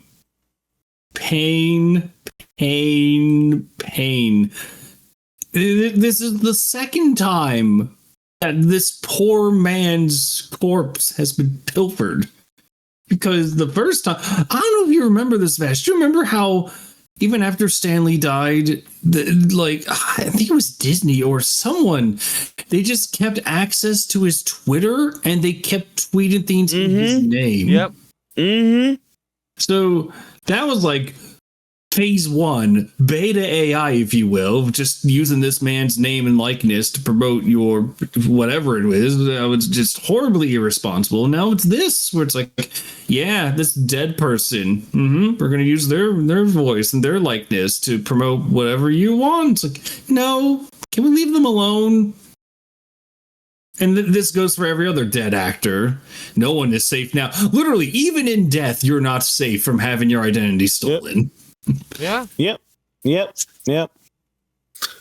I'm tired of it, man.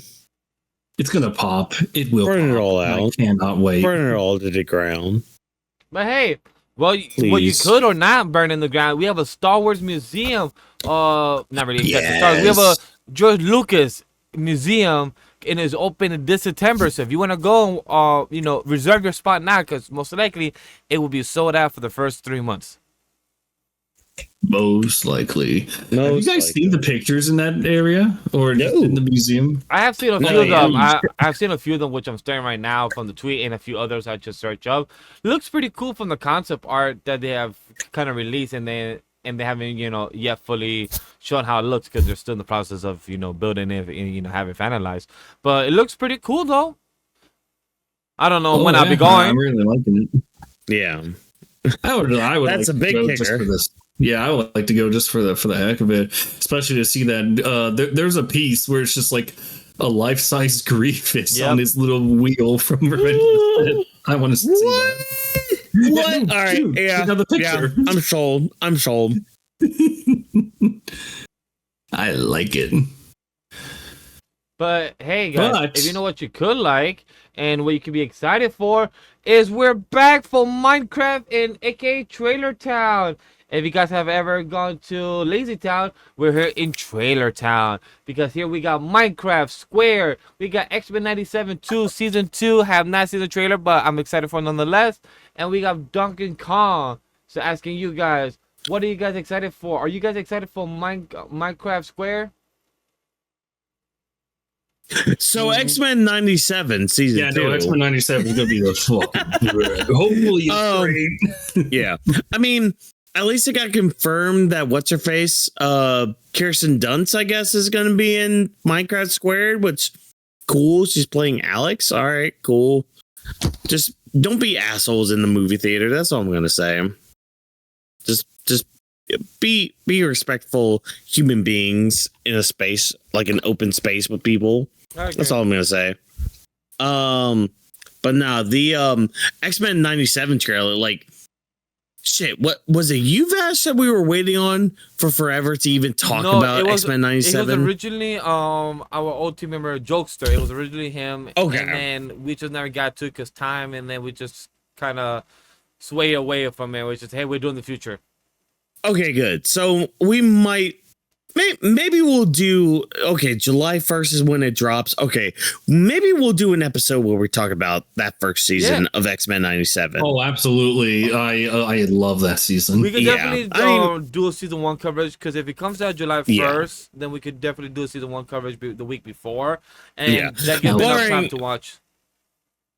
Barring, one little segment of season 1, which we'll talk about, Magneto, but we'll talk about when the time comes. Donkey Kong, though. Donkey Kong. Yes. If anyone saw the special little trailer, Nintendo Switch Online, the N64 edition, is finally getting Donkey Kong 64. Finally. So Hey, you know what's they funny? remembered the It's go on ahead. Arambe Day. Oh, is it really? Yeah, it is. That's hilarious. They knew what they were doing. Yep. Yeah, they remembered N64. GameCube is next, hopefully. Yeah. I cannot wait to see a new generation try to get through this game and realize just how big it was. I cannot wait to see the rage on the Donkey Kong arcade games, trying to get the arcade coins. The fact that you have to go to a barrel to swap to any con you need and get all the collectibles. Anyone going into this game thinking, oh man, it'll be nice and easy. This game was the biggest game ever. Yeah. For a good reason. There's a reason that you needed an expansion pack on the N64 for this game. It's massive. Like, when first of all, I rented it from Blockbuster. I didn't own it. I had to rent it, and even then, I had to buy an expansion pass just to rent the game from Blockbuster at the time. That's insane for you. For me, this was like the first full-fledged game I ever got, like ever. Oh, really? Oh, really? Yeah. Damn. Do you guys remember that very viral clip of the kid yelling Nintendo 64? Vaguely, yes. That kid was represented many kids. I was one of them. For a second, my dad. I think I was about to say that kid was me In case you guys didn't know. Oh no. No. I was the kid in the commercial. It was me, Olsen. No, but it's like my parents got me that N64, and it came with that Donkey Kong game. And I never really had one. I never had a console before. Usually, I just pilfered my not my Game Boy, my sister's Game Boy for my own use. Whenever I had the chance. But it's like, oh yeah, fine. And Nintendo 64, here you go. Here it came with Donkey Kong 64. Go wild. So like 6 or 7-year-old me just going wild on this game. I was like, this is what gaming is. Oh my god, banana. See, I think the farthest I got, I remember unlocking Diddy Kong. I think I unlocked Trixie Kong. Like I unlocked all the Kongs. I remember doing that.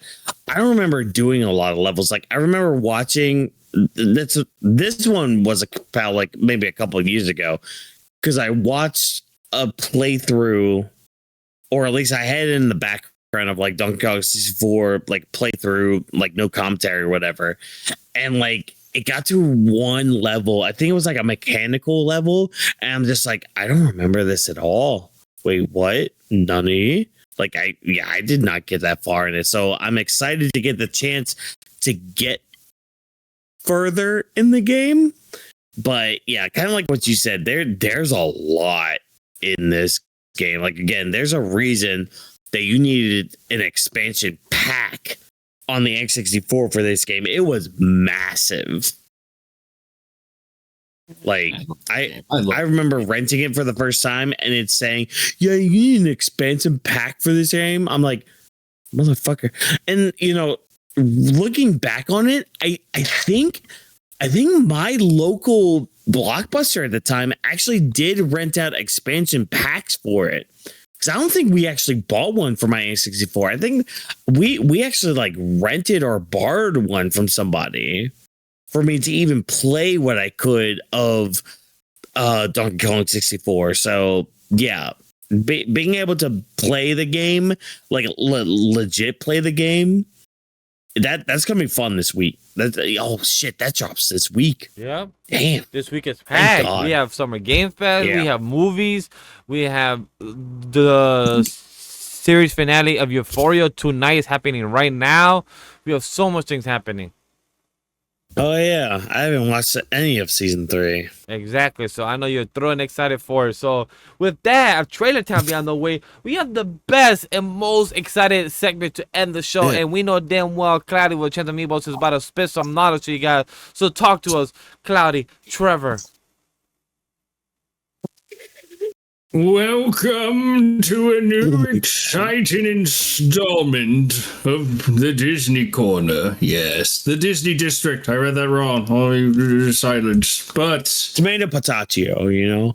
There's a couple big news, that dealt with the Disney parks. Actually, no, there's a few big parts that happened. One of which was the Big Thunder Mountain Railroad has finally reopened. Yay! To the applause of many people that waited 3 hours in line to go on it on their own. Yay! Now you may be asking, was it worth it? Yes. C. No. The no's Yes. have it.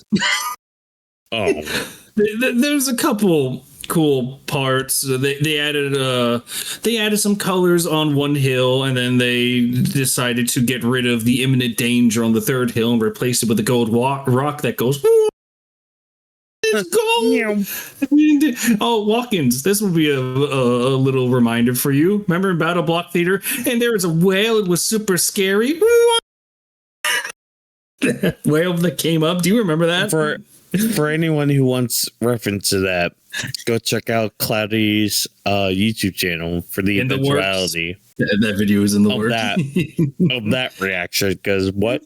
But yeah, it didn't look. I mean, from the technical standpoint, it looked impressive, but in terms of if it made any improvements, jury is still out. I've been seeing some reactions just going like, this is what closed Thunder Mountain for a year? Yes. But you know what? I want to be positive. It's time to be a little positive because not all the stuff that Disney parks do is banned. Let's do something good. And I never thought I would say this. Rock and Roller Coaster starring the Muppets is surprisingly good. Mm-hmm. For last time I remember, Whawkins said that the Muppets were entertaining on that special they did, so it seems like to be good. Yeah. And I mean, just from the little bit you showed me the other night, yeah, it looks like they were able to like incorporate the Muppets pretty well into the Rock and Roller Coaster. The premise of this, by the way, for anyone that is curious as to what the story is about, basically the Electric Mayhem, that the May Muppets band, the one that has Animal in it, in case you guys need a reference, they are stuck in their little recording studio. They've just been doing song after song, but unfortunately, they were due at a concert hours ago. So we, as VIP guests, were just making our way through the studio, and we come across a bunch of advertisements, social media advertisements in a way, where it's like celebrities are being paired with the Muppets, and you can tell that these bits were written by the people that make the Muppets. So it's like Fozzie Bear is with Weird Al, and they have a few jokes together. Shoot, why am I already blanking on a couple of the other ones? But you get a bunch of different parents, and they are cute, they're innocent, they're charming. And then you have the main pre-show where it's like, hey-o.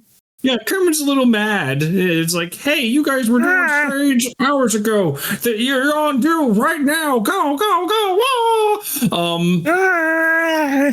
And what's really cool, and I want to applaud this, they made a mocap suit for this puppet, so that they can make an animatronic based on the Muppets' movements. That part was crazy. Like I saw that on my timeline. They legitimately they showed the footage of like the mocap, like with like they literally put the little white balls on Skeeter. The puppet of Skeeter, and like a black like suit over the puppet Skeeter just to get a mocap version of Skeeter. It's like, y'all didn't have to go that far for this, but I applaud you for going this far with this. Yep. It was I was pleasantly surprised, and the ride itself, it is pretty good. My main fear was that, again, it's the Muppets and Rock and Roller Coaster. It is a high-speed coaster with the Muppets. How do you even capture that charm? And it's like mainly with the queue.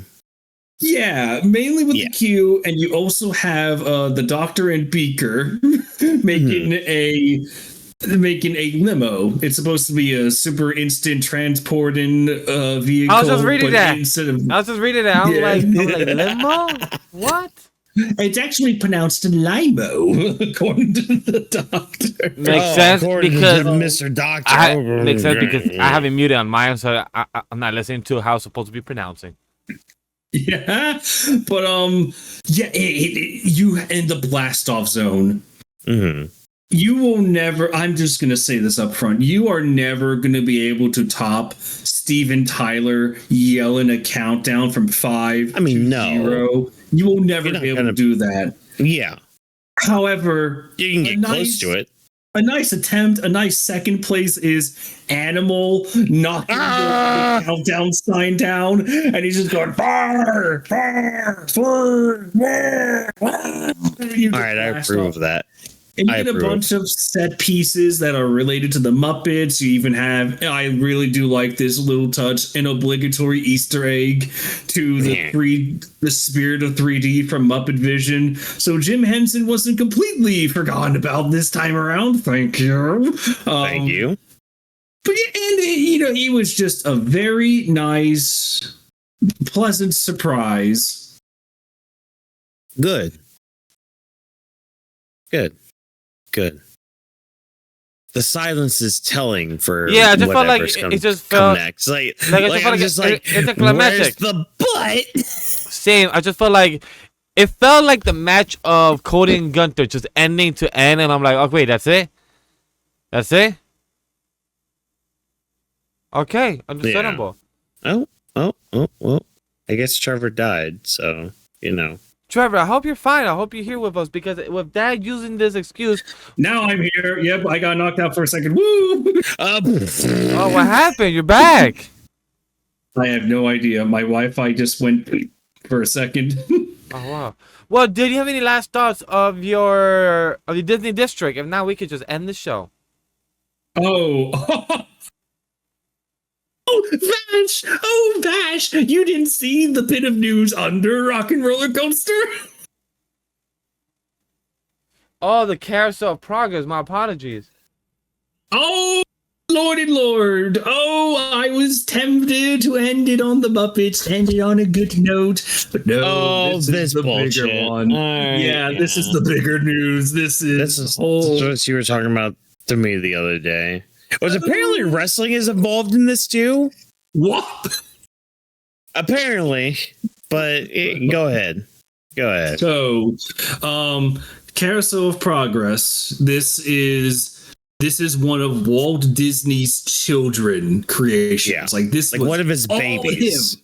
Yeah, this was all him. He made this, and it was made exclusively for the World's Fair back in the '60s. And I believe it was 2 years before he died. So kind of like Jim Henson, this was one of the last things he worked on before he died. Even made into a short for, One for World of Mickey. Exactly. And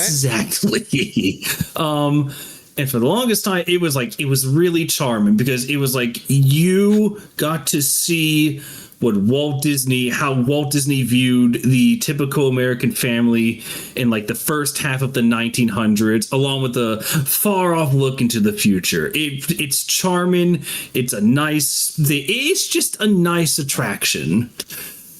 But there came a time where it kind of started falling apart. In all honesty, people weren't really going to that attraction to watch the show. In recent years, they've been kind of going on to see, oh boy, will I see a limb fall off an animatronic? What is going to break next on this show? Because there's always an argument where it's like, do we update this ride, or do we just keep it preserved, do the bare minimum to keep it running, because we don't want to alter Walt's baby. We don't want to do that. Well, cut to just a few days ago, where the Disney company said, yeah, we're gonna get rid of we're changing everything. The old animatronics scrapped. The new scenes are coming in, and it's like, oh boy, what are you gonna do? And it's like, well, you see, we're gonna do the moon landing as the opening scene with the same creepy ass Walt Disney animatronic from Disneyland. He's coming back. Apparently, we're gonna be seeing him. You can't beat the classic. You can't beat the classic. No, and then it's gonna be the 80s, and then it'll be the 90s, and then it'll be like a stereotypical basic ass look into the distant future.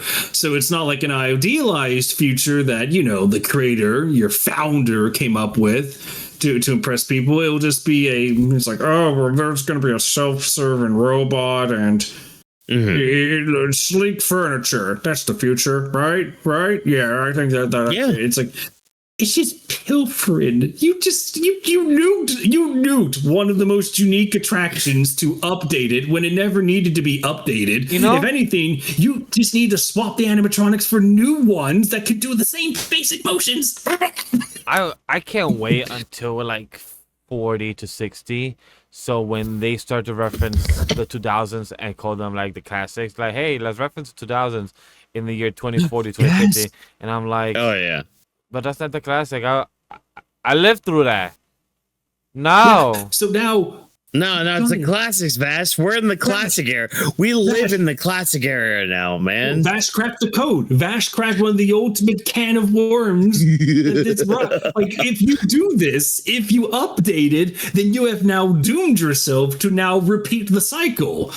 And so now it's like, anyone that gets attached to this version, not anymore. We're going to have to update it again to Oh. to fit Oh. the times. Trevor, And you're back? it's not going to be Walt Disney envisioning. Oh fuck! Oh no! I think your Wi-Fi is telling us to wrap the show. I think Disney's found him. Disney's found him. This is saying, The cut the FBI agents Wi-Fi, have caught cut him. the signal. He's They're talking like, too they're like, much. Cut it. Cut it. He Cut the knows rope. too much. Cut the thread. Disney. Cut the string. Pew. Cut the heartbeat.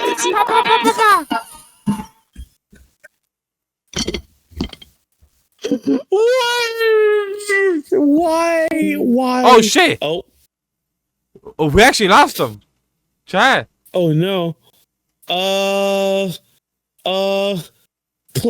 Plan B. Chat. Oh wait, stand by. I'm getting a message. I'm getting a message from Beyond the Grave. Chat, stand by. Disney, he says. That was from Beyond the Grave. I'll let present Vash decide what we do, so that way future Vash can know what to do. Well, right now I'm cutting it at the 204 right mark, or I'm keeping this. Either or, chat.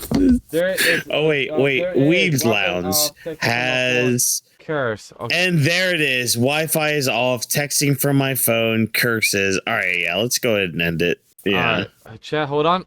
And we're back, chat. We lost one co-host, but then, you know what? We were perfectly ending the show. The Wi-Fi said, hey, you're going to cut a snippet, and we're going to get you circumcised. So we're going to end the show and end it in one way and done. So, Trevor, you got cut into a shorter length. But, Whawkins, let's talk about a show. How was it to be back on episode 227? Us as a group talking about the Weebly of the Weebology.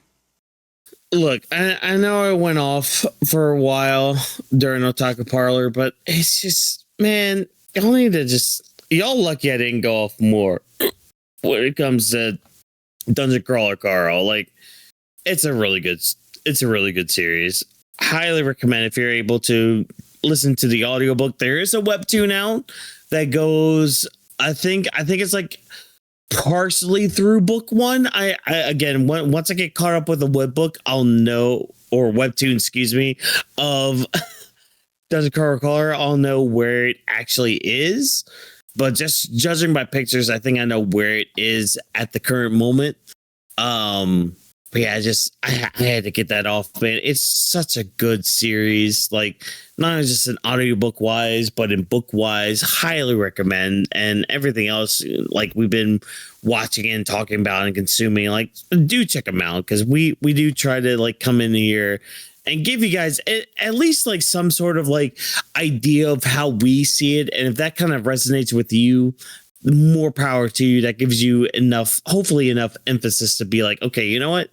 Maybe I'll check it out. At least check out some of the things that we recommend on here, because I think that's the whole point of Otaku Parlor. Just like, not only just like talking about what we've consumed, but just kind of maybe giving a few highlights of things that maybe you haven't consumed at all. So, and especially for Vash, who, you know, he's been on Project Cougar for the past few weeks, which, you know, he needs to, you know, produce some results to your world champion. But, you know, that's off screen, that's off chance and all that. And I've been doing so good with keeping it vague with what you were doing, so I'm glad you know you were at least able. Yeah, well, I mean, that's the thing, like, I don't want to say things and then you get in trouble for NDAs and all that, so like I've been mentioning it as Operation Cougar. So there's that. But if people put two together and figure it out, or if they saw me on a picture on Instagram holding a sign, they would be like, oh, we know that guy, that's Vash. I'm like, yeah, who you boy from New York City, y'all? We're traveling Martha's Vineyard. Once you mentioned that, I'm just like, all right, that's fine. So that means NDAs are gone. All right, cool, neat. All right, well, we can reference it and all that, which, you know, again, Vash, you know, Project Cougar has one more day. Yeah, I'll be posting one more day. I'll be posting a group picture on my IG sometime tomorrow, because tomorrow is my last day by recording of this. Monday is my last day of work this week. So I'll be posting the picture tomorrow. I'm gonna be posting a good 20 pictures saying, yeah, it was great to end the Real House of blah blah blah. So you guys will see on my Instagram either way. So the Real House of New York, lots of fun. Other than that, this was a great show to come back, chat. 227. We were having fun. It was a fun discussion for chaotic discussion of Otaku Parlor and being passionate. But then we also talking about life in the media world of entertainment and in pop culture, what they've been doing about. So let's see where it comes to next week. We're talking about all the sweaty fucking gaming news where we have the Summer Game Fest and the Sony State of Play. Are we gonna get a Wolverine trailer reaction? Are we gonna get what are we gonna get revealed from it? So it's gonna be pretty exciting. You're gonna see myself, Trev, and Drop This Box. We're gonna give ourselves predictions before we start the show, and then we can get straight to it. Or you might also get a Whawkins prediction that Tuesday morning as well, and then you might get that Tuesday evening a final results of his opinion, and then myself, Trevor, and Drop This Box on that Wednesday morning. So you're gonna be getting content here on out, left and right, up and down, number 6, 7. We're gonna get all those options out here. And yes, Walkers, I did it. I did the 6, 7, 7, 8, 9, 10, 11, 12. We are here about the numbers. We're about the street. You know, So other than I'll that, allow it. I'll allow it since this is our first actual episode in a long time. So yeah, so after that, chat, you also have the gaming show. In 2 weeks, you're going to have the Star Wars show of Darth Maul and Mandalorian and Grogu. And then you're going to have other movie reviews or specials when it comes to movie reviews. We had the Boys review. We had the Devil Wears Prada review. You might have Scary Movie 5. I mean, Scary Movie 6. Masters of the Universe. You have Supergirl. That's going to probably be a Weebs Lounge episode for Supergirl. But you have many more options. yeah. Other than that, chat, thank you for being here. For like, comment, subscribe, follow us on social media, and don't forget, comment, join the Discord, subscribe. Check out the social media, check out the TikTok, check out the IG, check out the OF of AniMa W3 Studio. Who knows? Many of those things be existing. Other than that, see you in the next one for episode 228, 229, 230, 231. We're going to be hitting you with some great conversation topics. See you later, chat. Take care, our Weebsters. Peace out. Love and peace.